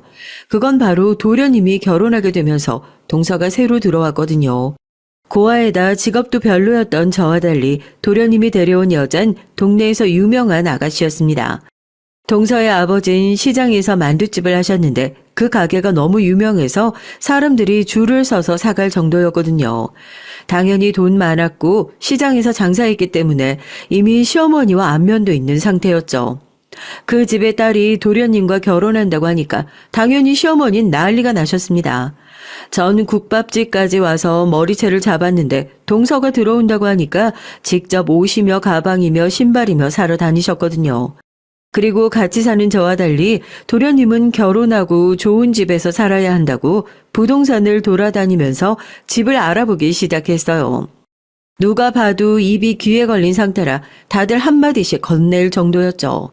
전 그런 시어머니를 보며 서운하거나 그러진 않았고 그냥 제게 관심이 적어진 상태라 오히려 좋았습니다. 그러면서 내심 동서가 들어오면 친자매처럼 지내려고 했어요. 동서는 예쁜 외모에 맞게 꾸미는 것도 관심이 매우 많았습니다. 매번 볼 때마다 옷이며 머리며 달라진 상태였거든요. 외동딸이라 사랑을 독차지하며 컸다고 하던데 확실히 그게 제 눈에도 보일 정도였습니다. 하지만 친해지고 싶었던 제 마음과 달리 동서는 절 별로 안 좋아했어요. 처음부터 제게 쌀쌀맞게 행동해서 상처도 많이 받았고요. 아마 고아에다 꾸밀 줄 모르는 제가 동서는 창피했나 보더라고요. 영숙이 언니에게 살짝 말하니까 원래 부자에다 부족함이 없이 자라서 성격이 사납고 자기밖에 모른다고 했습니다. 언니 말을 듣고 생각하기도 했고 또 없이 자라면서 눈치가 늘었던 전 저를 좋아하지 않는 동서를 보고 다가가길 멈췄어요. 그저 시간이 빨리 흘러 분가할 수 있기를 바랐죠. 시어머니는 원래도 동서와 가만히 있는 저를 비교하셨는데 동서가 아이를 낳자 아이의 식구들 앞에서 더 비교하기 시작했습니다. 왜냐하면 동서도 저처럼 속도 위반으로 결혼을 했는데 아이의 성별이 바로 아들이었거든요. 안 그래도 동서를 예뻐하는데 그 동서가 아들을 낳으니 남아선호 사상이 심한 시어머니는 동서에게 무한 애정을 보이셨어요. 우리 둘째 며느리는 얼굴도 예쁘고 마음씨도 착하니까 하늘에서 감동해서 아들을 주신 거지. 쟤처럼 저 근본 없는 사람은 삼신할매가 딱 알아보거든. 아이고, 우리 손자 너무 예쁘다. 아유, 난 우리 손자가 우는 소리를 들으면 자다가도 웃음이 막 나와. 시어머니는 우리 딸이 울면 시끄럽다고 저를 대문 밖으로 내쫓기도 하셨거든요. 그런데 시조카가 울 때는 우는 모습이 너무 예쁘다고 좋아하셨어요. 시어머니와 동서는 둘이 그들만의 세상에 빠져 있었습니다. 또 동서의 집에서 우리 시댁에 선물을 많이 보냈거든요. 그 집에선 하나밖에 없는 딸이 시댁에 밉보일까봐 걱정됐던 건지 한우며 과일이며 명절마다 좋은 음식도 보내고 심지어 소파도 바꿔주더라고요. 그러면 시어머니는 또 소파에 누울 때마다 동서의 친정 칭찬을 그렇게 하셨습니다. 동서와 둘이 웃으면서 얘기하면 전 옆에서 아이를 업고 걸레질을 하며 방을 쓸었죠. 제가 깎아준 사과를 먹으면서 동서는 은근히 저를 돌려서 욕하기도 했고요. 그러면 시어머니는 그 말을 들으면서 배를 잡고 깔깔댔어요. 전 그걸 다 들으면서도 말할 수가 없어서 그저 조용히 화장실에서 울었던 기억이 납니다. 사실 이렇게 된 이유가 하나 있긴 했어요. 동서는 제게 그렇게 호의적이진 않았어도 대놓고 욕하진 않았는데 어떤 사건이 발생한 이후로 저렇게 변했거든요. 그 사건은 아직도 억울해서 자다가도 눈이 번쩍 뜨일 정도랍니다. 그날은 동서가 시조카를 데리고 시댁에 놀러 왔던 날이었어요. 횟집이 아직 영업하기 전이었고 집에는 남자들은 없고 오로지 시어머니와 저 그리고 동서와 첫째 아이 시조카가 있었습니다. 그때 우리 딸이 3살이었고 동서 아들이 2살이었죠. 동서가 온다는 말에 전 그날도 새벽부터 일어나서 집을 쓸고 닦고 혼자 음식을 준비했어요. 동서가 유독 갈비찜을 좋아했는데 그걸 만들어야 했거든요. 갈비찜도 만들고 시어머니의 구박을 들으며 정신이 하나도 없었습니다. 매번 동서가 올 때마다 이렇게 온 집안이 난리가 나서 전 속으로 동서가 제발 안 오기를 바랄 정도였어요. 아무튼 그날 동서가 집에 왔는데 동서는 시댁에 오면 항상 아이를 제게 맡겼습니다. 전 제 아이도 아닌데 제가 동서 대신 시조카의 기저귀도 갈고 밥도 먹이고 놀아줬죠. 그날도 역시 혼자 아이들을 보느라 너무 정신이 없었어요. 아이를 키워보신 분들은 아실 텐데 전 아이 때 아이들을 돌보면 뭔지 하나도 몰라요. 그냥 너무 정신 사납고 힘들고 이 시간이 빨리 지나갔으면 좋겠거든요. 사건은 동서가 집에 갈 때 발생했습니다. 갑자기 동서가 제게 표독스러운 표정으로 다가오더니 제 앞치마를 뒤지기 시작했어요. 그러더니 거기서 반지 하나를 꺼냈습니다. 형님, 이거 제 결혼 반지잖아요. 이게 왜 형님 앞치마 주머니에 있어요? 이거 지금 훔치려고 하신 거예요? 어떻게 이러실 수가 있어요? 어머니, 이러면 다시는 시댁 못 와요. 이게 말이 된다고 생각하세요? 그거 아까 내가 윤철이 돌보다가 주머니 안에 들어갔나 보다. 아까 윤철이가 동서 반지랑 스카프랑 입에 물고 있더라고. 동서 오해하지 마. 내가 설마 동서 물건을 훔치겠어? 여기 시댁이잖아. 내가 어떻게 할 수 있는 위치가 아닌데. 그건 형님 사정이고요. 제가 그 말을 어떻게 믿죠? 제가 윤철이 봐달라고 했지. 언제 윤철이 손에 있는 반지랑 스카프를 형님이 훔쳐가라고 했어요? 진짜 어이가 없네. 말이 되는 변명을 하세요. 동서는 제가 도둑이라고 몰아가기 시작했습니다. 전 그런데 진짜 훔칠 생각이 없었고 그게 앞치마 안에 있는 줄도 몰랐어요. 아이를 돌보다가 손에 있는 것을 앞치마에 넣었던 건데 그게 일부러 그런 건 아니잖아요. 아마 동서가 돌아간 뒤에 알았다면 반드시 동서에게 연락해서 돌려줬을 겁니다. 그걸 훔친다고 해도 동네가 워낙 좁아서 만약 제가 그걸 팔았으면 금방 소문이 났을 거였거든요. 시어머니는 옆에서 당연히 제가 미쳤다고 등짝을 때리면서 당장 사과하라고 난리였습니다. 동서는 표독스럽게 저 때문에 다시는 시댁에 못 오겠다고 난리가 났죠. 결국 전 동서에게 제 잘못도 아닌데 빌었습니다. 그날 동서가 집에 가고 시어머니는 제게 도둑년이라며 난리가 났어요. 너무 억울했지만 제가 아무리 말해도 들을 사람들이 아니었죠. 이 반지 사건 때문에 시어머니는 우리 딸과 저를 더 미워했어요. 동서랑 사이는 돌이킬 수 없는 길을 건너게 됐죠.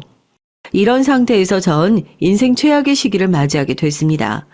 이때 어떻게 버텼는지 모르겠어요. 이 사건은 시어머니가 친정에 갔을 때 일어났습니다. 시어머니의 친정은 차로 1시간이 걸리는 곳에 있었고요. 급한 일이 있어 친정으로 간 시어머니의 빈자리가 너무 좋았습니다. 구박하는 사람이 없으니 그냥 가만히 있어도 웃음이 나왔고요. 남편도 결혼 후 제가 처음으로 활짝 웃는다고 좋아했습니다. 그런데 이 행복은 오래가지 않았어요.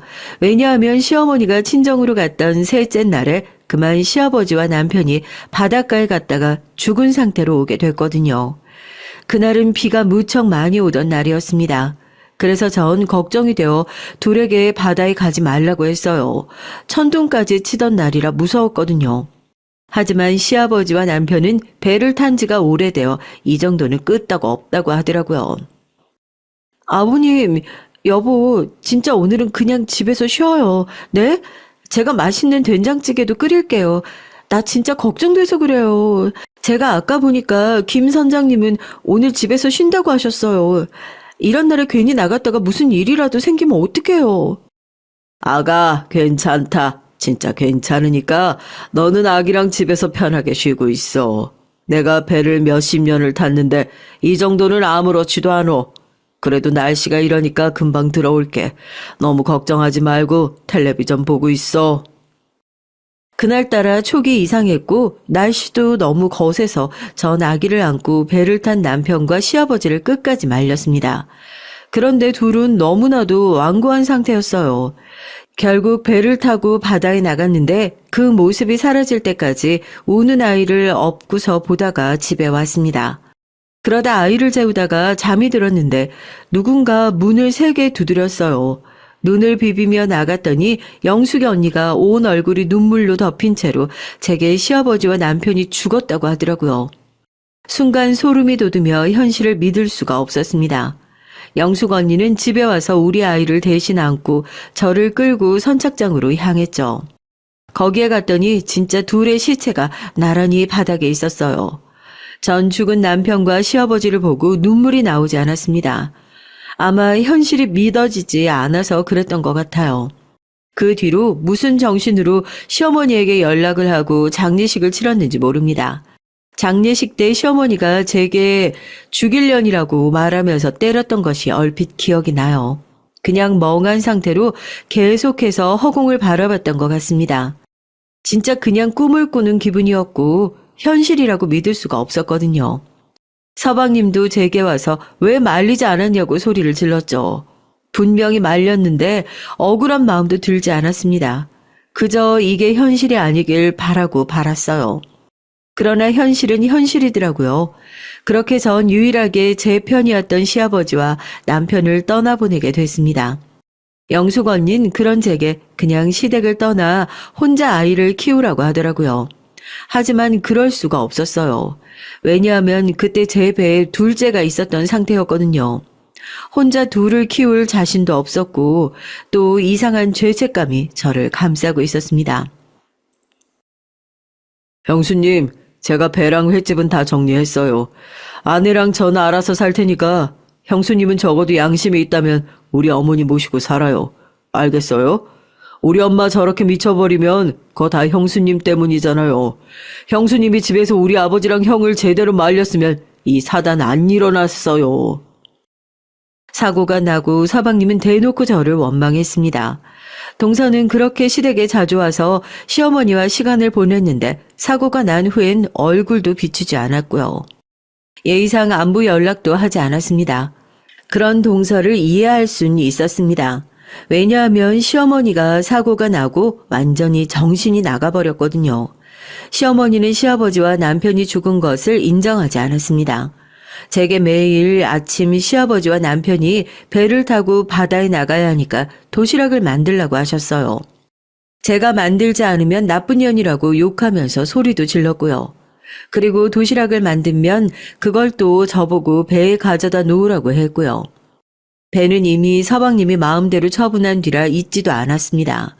시어머니가 저런 상태니까 횟집은 당연히 운영할 수가 없었고요. 제 의견은 듣지도 않고 서방님이 일방적으로 가게를 정리하고 일원도 주지 않았습니다. 저도 정신이 없어서 그때는 돈을 달라고 말하지 않았어요. 시어머니는 저렇게 시아버지와 남편이 살아있는 것처럼 행동을 하다가도 어느 날은 멀쩡히 정신이 돌아왔습니다. 정신이 돌아오면 제게 쌍욕을 퍼부으며 본인 남편과 장남을 살려내라고 난리를 쳤고요. 문제는 저한테만 그런 것이 아니고 우리 딸한테도 미친 행동을 하기 시작했습니다. 어느 날은 제가 집안일을 하느라 시어머니를 신경 쓰지 않고 있었는데 집을 둘러보니 시어머니와 우리 딸이 없더라고요. 순간 촉이 이상해서 집안을 뒤졌는데 둘은 아예 밖을 나간 것 같았습니다. 불길한 마음에 임신 막달인 몸을 이끌고 밖으로 나갔더니 시어머니가 글쎄 우리 딸을 바다에 던지려고 하는 거예요. 주위의 사람들이 말려서 그나마 딸은 목숨을 유지할 수 있었습니다. 그 광경을 보고 전 시어머니에게 사고 이후 처음으로 소리를 질렀습니다. 어머니, 도대체 왜 이러시는 거예요? 제발 정신 차리세요. 이런다고 아버님이랑 남편이 살아 돌아오지 않는다고 몇 번을 말해요. 제가 평생 모시고 산다고 했잖아요. 제발 용서하세요, 네? 네 새끼만 소중하냐? 나도 내 새끼 소중해. 옛말에 어린아이를 바다에 던지면 바다에 사는 신이 앗아간 목숨을 돌려준다고 했어. 난 내 새끼랑 내 남편이 보고 싶단 말이야. 시어머니는 우리 딸을 바다에 던지면 시아버지와 남편이 되돌아온다고 믿더라고요. 그 모습을 보고 전 너무 힘들어서 엉엉 울었습니다. 사실 그때 형편이 너무 어려웠어요.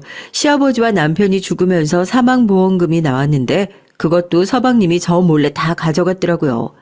당장 생활비가 없어서 서방님 집으로 가면 동서가 매우 쌀쌀맞게 대했습니다. 그러면서 배랑 가게도 본인들이 정리해서 다 돈을 가져갔는데 우리에게 줄 돈이 없다고 하더라고요. 시아버지가 워낙 인맥이 넓어서 장례식장에 많은 사람이 왔는데 받은 부의금도 없다고 했습니다.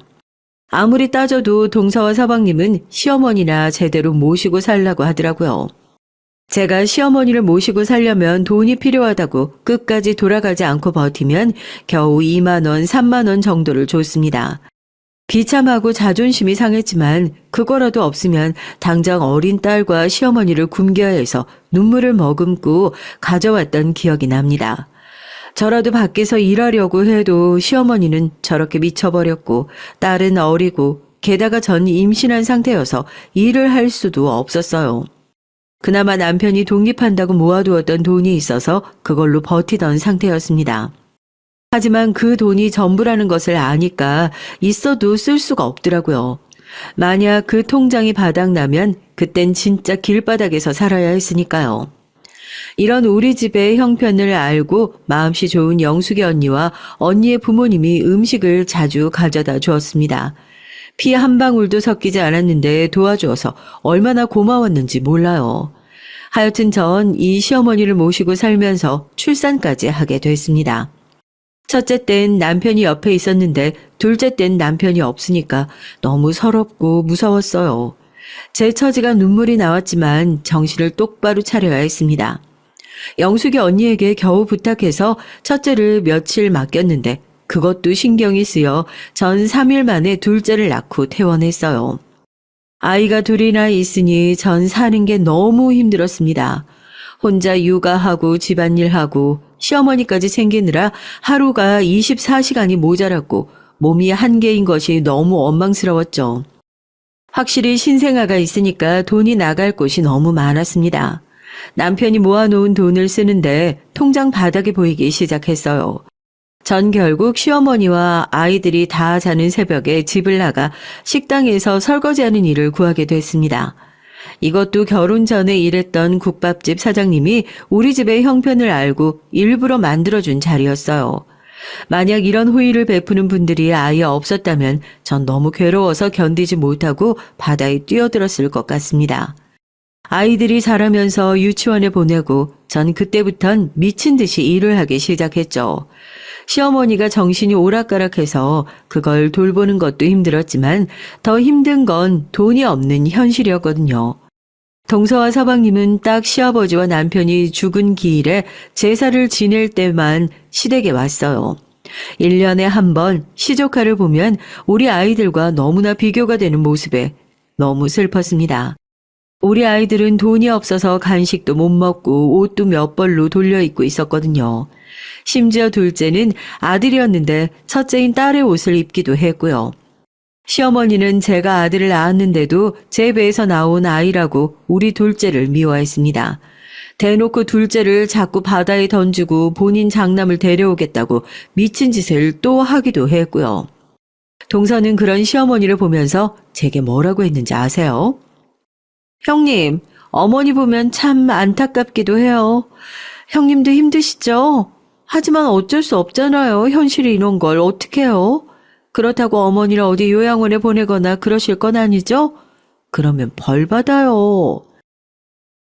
그런 생각은 해본 적도 없어. 내가 어떻게든 시어머니는 끝까지 모실 거니까 동선 그런 말 안 했으면 좋겠네. 우리가 얼마나 힘들게 사는지 알면서도 그래? 왜 갑자기 저한테 적대적으로 그러세요? 제가 형님이 그렇게 살라고 시켰어요? 전 그래도 아이들은 죄가 없다고 생각해서 우리 아이들이 쓰던 것들 형준이 주려고 가져왔거든요. 저 같은 동서가 어디 있다고 그러세요?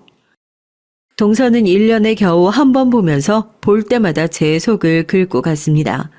동서는 애초에 친정이 여유가 있으니까 아이에게 쓰는 것들을 다 좋은 것으로 쓰고 있었죠. 전 아무리 제가 힘들게 살아도 동서가 저렇게 저를 동정하면서 주는 것은 쓰기 싫었습니다. 그래서 동서가 집에 두고 가도 한 번도 쓰지 않았어요. 아이들이 크면서 전 식당에서 일하고 그냥 동네에서 부업도 계속했어요. 돈이 되는 일이라면 무조건 일단 하고 봤습니다. 그러면서 우리 아이들을 제대로 돌보지 못해서 너무 미안했죠. 특히 아이들이 자라면서 시어머니가 동네에서 미친 사람으로 돌아다니니까 놀림도 많이 받았거든요. 학교에 가면 친구들이 너희 할머니 이상하다고 놀려서 아이들이 많이 힘들어했습니다. 물론 저도 시어머니의 저런 행동을 감당하는 것이 너무 힘들었고요. 만약 시간을 되돌릴 수만 있다면 사고 전으로 돌아가서 어떻게든 시아버지와 남편을 막고 싶을 정도였어요. 게다가 아이들이 중학생이 되자 시어머니는 치매까지 걸리셨습니다. 치매에 걸려서 추운 겨울에 내복 하나만 입고 나가거나 한여름에 털옷을 입고 나가기도 했고요. 시어머니는 치매에 걸리자 집 밖을 그렇게 나가셨는데 나가서 자꾸 동네 주민들에게 시비를 걸었어요. 아휴, 너희 시어머니 때문에 네가 마음고생이 장난 아니다. 진짜 난 하루도 못 버틸 것 같아. 제일 최악은 바로 너희 시동생하고 동서야. 시동생은 특히 본인 엄마가 저런 상태면서 어떻게 나 몰라라 할 수가 있니? 언니, 말도 마. 난 이제 포기했어. 저게 사람인가 싶다니까. 본인 엄마를 저렇게 방치하는 게 말이 되냐고. 난 그래서 이제 오죽하면 저런 미친 시어머니가 안쓰러울 지경이야. 그렇게 아들을 사랑했는데 버림받았잖아. 제 유일한 지인인 영숙이 언니는 제게 틈만 나면 서방님과 동서육을 했어요. 서방님은 본인 엄마가 동네에서 어떤 취급을 받는지 알면서도 모른 척하기 바빴고요. 심지어 나중엔 제사 때도 오지 않더라고요. 제가 횟집과 배를 팔고 남은 돈에서 제 몫도 있지 않냐고 했더니 유산 소송의 시효 기간이 지났다면서 제게 돈에 눈이 멀었다고 했습니다. 시어머니는 치매에 걸린 뒤로 유난히 몸이 많이 아팠어요. 제가 서방님에게 그래도 병원비는 조금 내달라고 했는데 그것도 거절하더라고요. 그래서 전 사랑하는 아들에게 이렇게 버림받은 시어머니가 안쓰러울 지경이었습니다. 이런 시어머니는 우리 아들이 고등학생이 되자 돌아가셨어요. 전 하도 시어머니에게 당한 것이 많아 돌아가시면 마냥 기쁠 줄 알았는데 그것도 아니더라고요.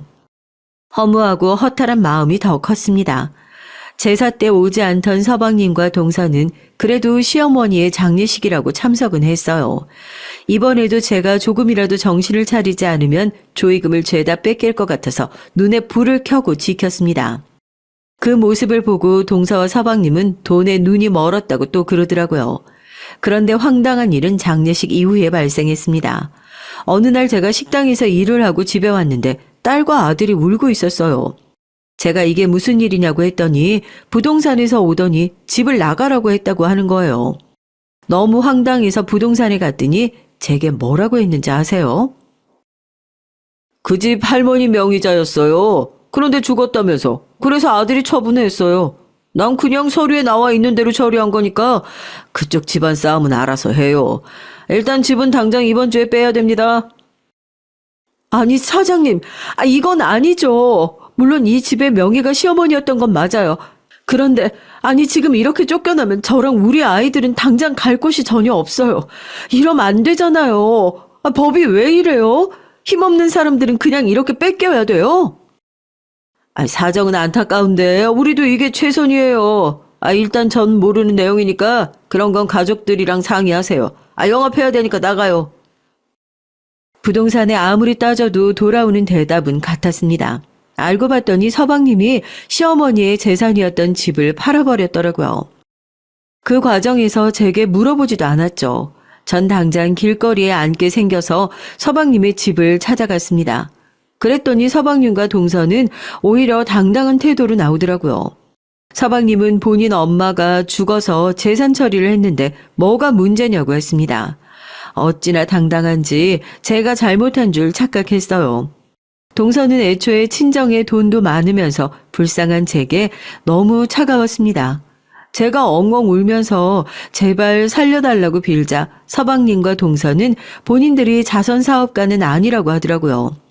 결국 전 그대로 쫓겨나서 영숙 언니의 집에 가서 얹혀 살았어요. 너무 눈치가 보여 일주일 만에 단칸방을 구해서 나왔는데 잠도 오지 않더라고요. 영숙이 언니는 제게 서방님과 동서 욕을 하느라 밤을 새울 정도였습니다. 단칸방을 구하고 전 그때부터 미친 듯이 일을 하기 시작했어요. 아이들이 그때는 다들 제 손길이 급한 유아는 아니어서 그냥 돈이 되는 일이라면 다 했습니다. 그런데도 시어머니의 병원비 때문에 대출받은 빚이 너무 많았어요. 돈을 벌어도 빚을 갚느라 다 쓰게 됐고요. 서방님과 동서는 제게 돈을 다 가져갔으면서 본인 엄마의 병원비는 갚을 생각도 하지 않더라고요. 너무 서럽고 서운하고 울분이 터졌습니다. 매일 슬펐던 건 이런 상황에서 제가 할 수 있는 게 아무것도 없다는 거였죠. 변호사를 선임해서 고소하는 것도 시간이나 돈이 있는 사람이 가능하잖아요. 전 당장 하루라도 일을 하지 않으면 먹고 살 수가 없으니 그런 것을 할 수가 없었습니다. 서방님과 동서는 시댁집을 팔아 가게를 하나 열었고요. 시장 안에 아주 큰 고깃집을 열고 운영을 했습니다. 시장에 갈 때마다 그 가게를 보면 속이 뒤틀리는 기분이 들었고요. 제가 할 수 있는 일이 아무것도 없다는 사실이 너무 슬펐습니다. 이러다가 사건이 하나 발생하게 됐어요. 이 사건은 우리 가족에게 절대 잊지 못할 사건이랍니다. 우리 아들은 굉장히 순하고 의젓한 아들이라 제 속을 썩인 적이 한 번도 없어요. 태어나서 아빠가 있던 시절도 없었던 제게 아픈 손가락이었죠. 불우한 환경에도 엄마인 저랑 누나를 얼마나 챙겼는지 몰라요. 순수하고 착한 아이라서 항상 제 버팀목이었답니다. 이런 아들이 어느 날 표정이 너무 어두워졌어요. 무슨 일이냐고 물어도 아무 일 없다고 하더라고요. 급하게 딸에게 물었더니 딸이 제게 말했습니다. 학교에서 수학여행 간다는데 우리가 형편이 어려우니까 못 간다고 선생님께 말했대. 그런데 선생님이 전교에 제 한 명만 수학여행 불참한다고 하셨나 봐. 그게 사실이기도 하고. 그래서 최대한 가는 쪽으로 엄마를 설득하려고 했는데 애가 그걸 말을 못하는 거야. 전 딸의 말을 듣고 너무 슬퍼서 눈물이 나오더라고요. 아들은 혼자만 수학여행을 못 가니까 가고 싶어 했다고 합니다. 그런데 그때 우리 집 형편이 어려워도 너무 어려운 상태였어요. 제가 아무리 돈을 벌어도 대출을 갚고 월세를 내고 애들 먹을 최소한의 끼니를 챙기면 남는 돈이 없었습니다. 남는 돈이 아니고 아예 돈이 부족해서 월말에 전 아예 끼니를 굶는 상태였어요. 딸의 말을 듣고 급하게 일하던 식당에 가서 미리 돈을 받을 수 있냐고 해도 어렵다고 했습니다. 영숙의 언니도 그때 남편이 도박해서 집안 꼴이 말이 아니었거든요. 전 포기할까 싶다가도 아들이 그렇게 원하니까 꼭 보내주고 싶었습니다. 그래서 결국 가기 싫었지만 자존심을 다 버리고 동선의 집으로 향했죠. 동선은 제가 집에 찾아온 것을 보고 집 안으로 들어오라는 소리도 없었습니다. 대문 밖에 세워두고 무슨 일이냐고 하더라고요. 동서, 저기 20만 원만 빌려줄 수 있을까? 나 저기 시장에서 일하는 거 알지? 월급 받으면 동서한테 바로 줄게. 아들 수학여행비가 부족해서 그래. 응? 내가 돈 안 받고 동서 가게에서 설거지도 하고 힘든 일 다 할게. 어떻게 안 될까? 싫어요. 그리고 우리도 형편 어려워요. 형님은 그렇게 돈에 눈이 멀었으면서 20만 원도 없어요? 있어도 못 주니까 가세요. 동서는 여유로운 친정과 잘 나가는 가게 때문에 돈이 많아서 전원주택에서 살고 있었어요. 그런데도 돈이 없어서 제게 못 준다고 하니까 울분이 터졌습니다. 자존심을 다 버리고 무릎까지 꿇고 엉엉 울면서 애원했는데도 동서는 그런 저를 무시했어요. 결국 전 대문 앞에서 몇 시간을 울면서 있었습니다. 어떻게든 아들을 무조건 수학여행을 보내주고 싶었거든요. 결국 동서는 집에서 찬물을 가지고 와서 제 얼굴에 뿌렸습니다. 그러더니 경찰을 불러 저를 쫓아내더라고요. 이때 결국 우리 아들은 수학여행을 가지 못했어요. 전 너무 속상해서 아들에게 미안하다고 하면서 처음으로 아들 앞에서 눈물을 보였습니다. 제가 울자 아들도 같이 울더라고요. 딸까지 함께 우리 셋은 끌어안고 반드시 성공하자고 다짐했습니다. 저도 더 이렇게 살고 싶지 않더라고요. 이 수학여행 사건은 특히 우리 아들에게 아주 큰 의미를 남기게 됐어요. 아들은 원래도 공부를 잘하는 학생이었고요. 공부도 잘하고 성실하고 예의 바른 아이라서 선생님들이 칭찬이 자자했어요. 이런 부족한 환경에서 키웠는데 잘 자라주어 얼마나 고맙고 미안했는지 모릅니다. 아들을 볼 때마다 전 하늘에 있는 남편에게 잘 보고 있냐고 물었을 정도였어요. 남편은 아들을 보지도 못하고 죽었지만 만약 하늘에서 보고 있다면 너무 흐뭇하게 웃으면서 봤을 거예요. 아무튼 아들은 수학여행 사건 때 제가 동서에게 당한 얘기를 듣더니 바로 다음 날부터 미친 듯이 공부를 하기 시작했어요. 원래도 공부를 꽤 잘하던 아이였는데 그 결과 전교권에 들기 시작했습니다. 아들, 몸 챙겨가면서 공부해. 엄만 네가 그러다 잘못될까 봐 너무 무서워. 밥도 먹고 잠도 자면서 공부해야지. 이러다 쓰러지면 어떡하니? 엄만 너 없으면 못 살아. 알지? 엄마, 난 절대 못 죽어. 내가 다 계획에 있거든. 쓰러질 일은 절대 없으니까 엄만 걱정하지 마. 난 반드시 성공할 거야. 그래서 내가 다 복수할 거야. 아들은 반드시 복수하겠다는 일념 하나로 미친 듯이 공부를 했어요. 그 결과 학교에서 전교 1등을 하게 됐습니다. 전 형편이 어려워서 그동안 해준 것도 없는데 아들이 1등을 하자 너무 기뻤고요. 영숙이 언니도 제게 아들 잘 둬서 부럽다고 했습니다. 학교에 진학 상담하러 갔더니 아들은 서울대에 갈 성적이 된다고 하더라고요. 믿을 수가 없어서 몇 번을 물어봤는지 모릅니다. 선생님은 우리 아들이 성적도 좋지만 친구들과 사이도 좋고 선생님들에게 예의 바르게 행동해서 인기가 아주 많다고 했어요. 그 말을 듣고 전 마치 하늘을 나는 기분이 들었습니다. 아들은 실제로 서울대에 입학했어요. 그리고 제게 어느 날 진지하게 말했습니다. 본인은 반드시 검사나 변호사가 되겠다고 했어요. 전 아들의 그런 말을 듣기만 해도 좋더라고요. 아들은 대학생이 돼서도 놀지 않았습니다. 오히려 고등학생 때보다 더 열심히 공부를 했어요. 그리고 마침내 진짜로 본인이 그렇게 되고 싶어 했던 검사가 됐고요.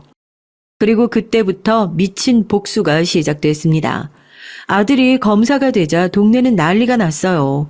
우리 가족이 워낙 사건이 많아서 동네에서 다들 사정을 알고 있었거든요. 여유로운 부자였다가 단칸방에 살게 된 이후로 동네에서 저를 불쌍한 눈으로 보는 동정의 눈도 얼마나 많았는지 모릅니다.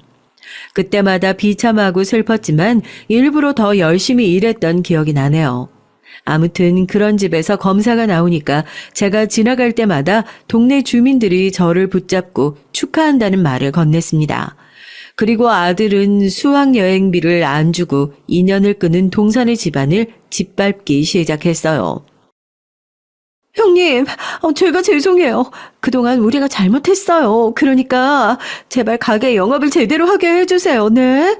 이러다가 우리 진짜 망해요. 죄송해요. 남편 지금 쓰러졌어요. 어느 날 동서가 엉엉 울며 저를 찾아왔습니다. 얘기를 들어봤더니 아들이 동선의 가게를 미친 듯이 털었다고 하더라고요. 하나부터 10까지 죄가 되는 종목을 다 잡았다고 해요. 또 동서가 가게가 잘 되면서 온갖 불법적인 일을 다 했거든요.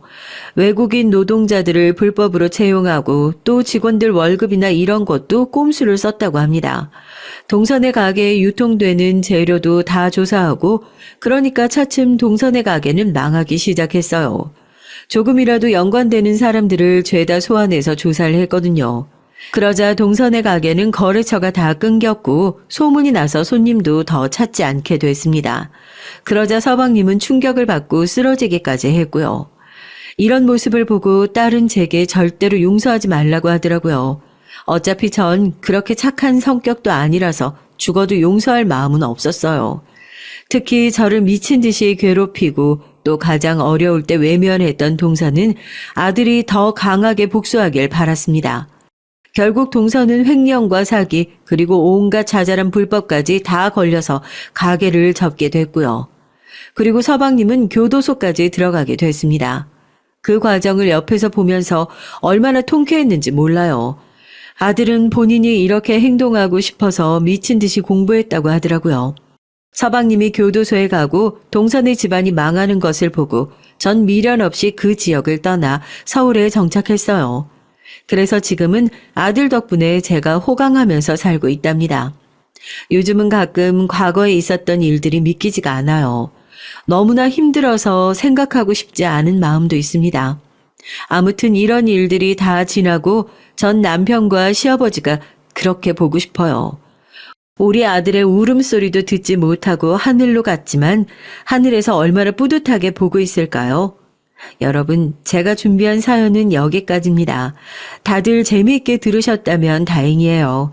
전 앞으로 남은 인생은 딸과 아들과 서울에서 행복하게 살려고 합니다.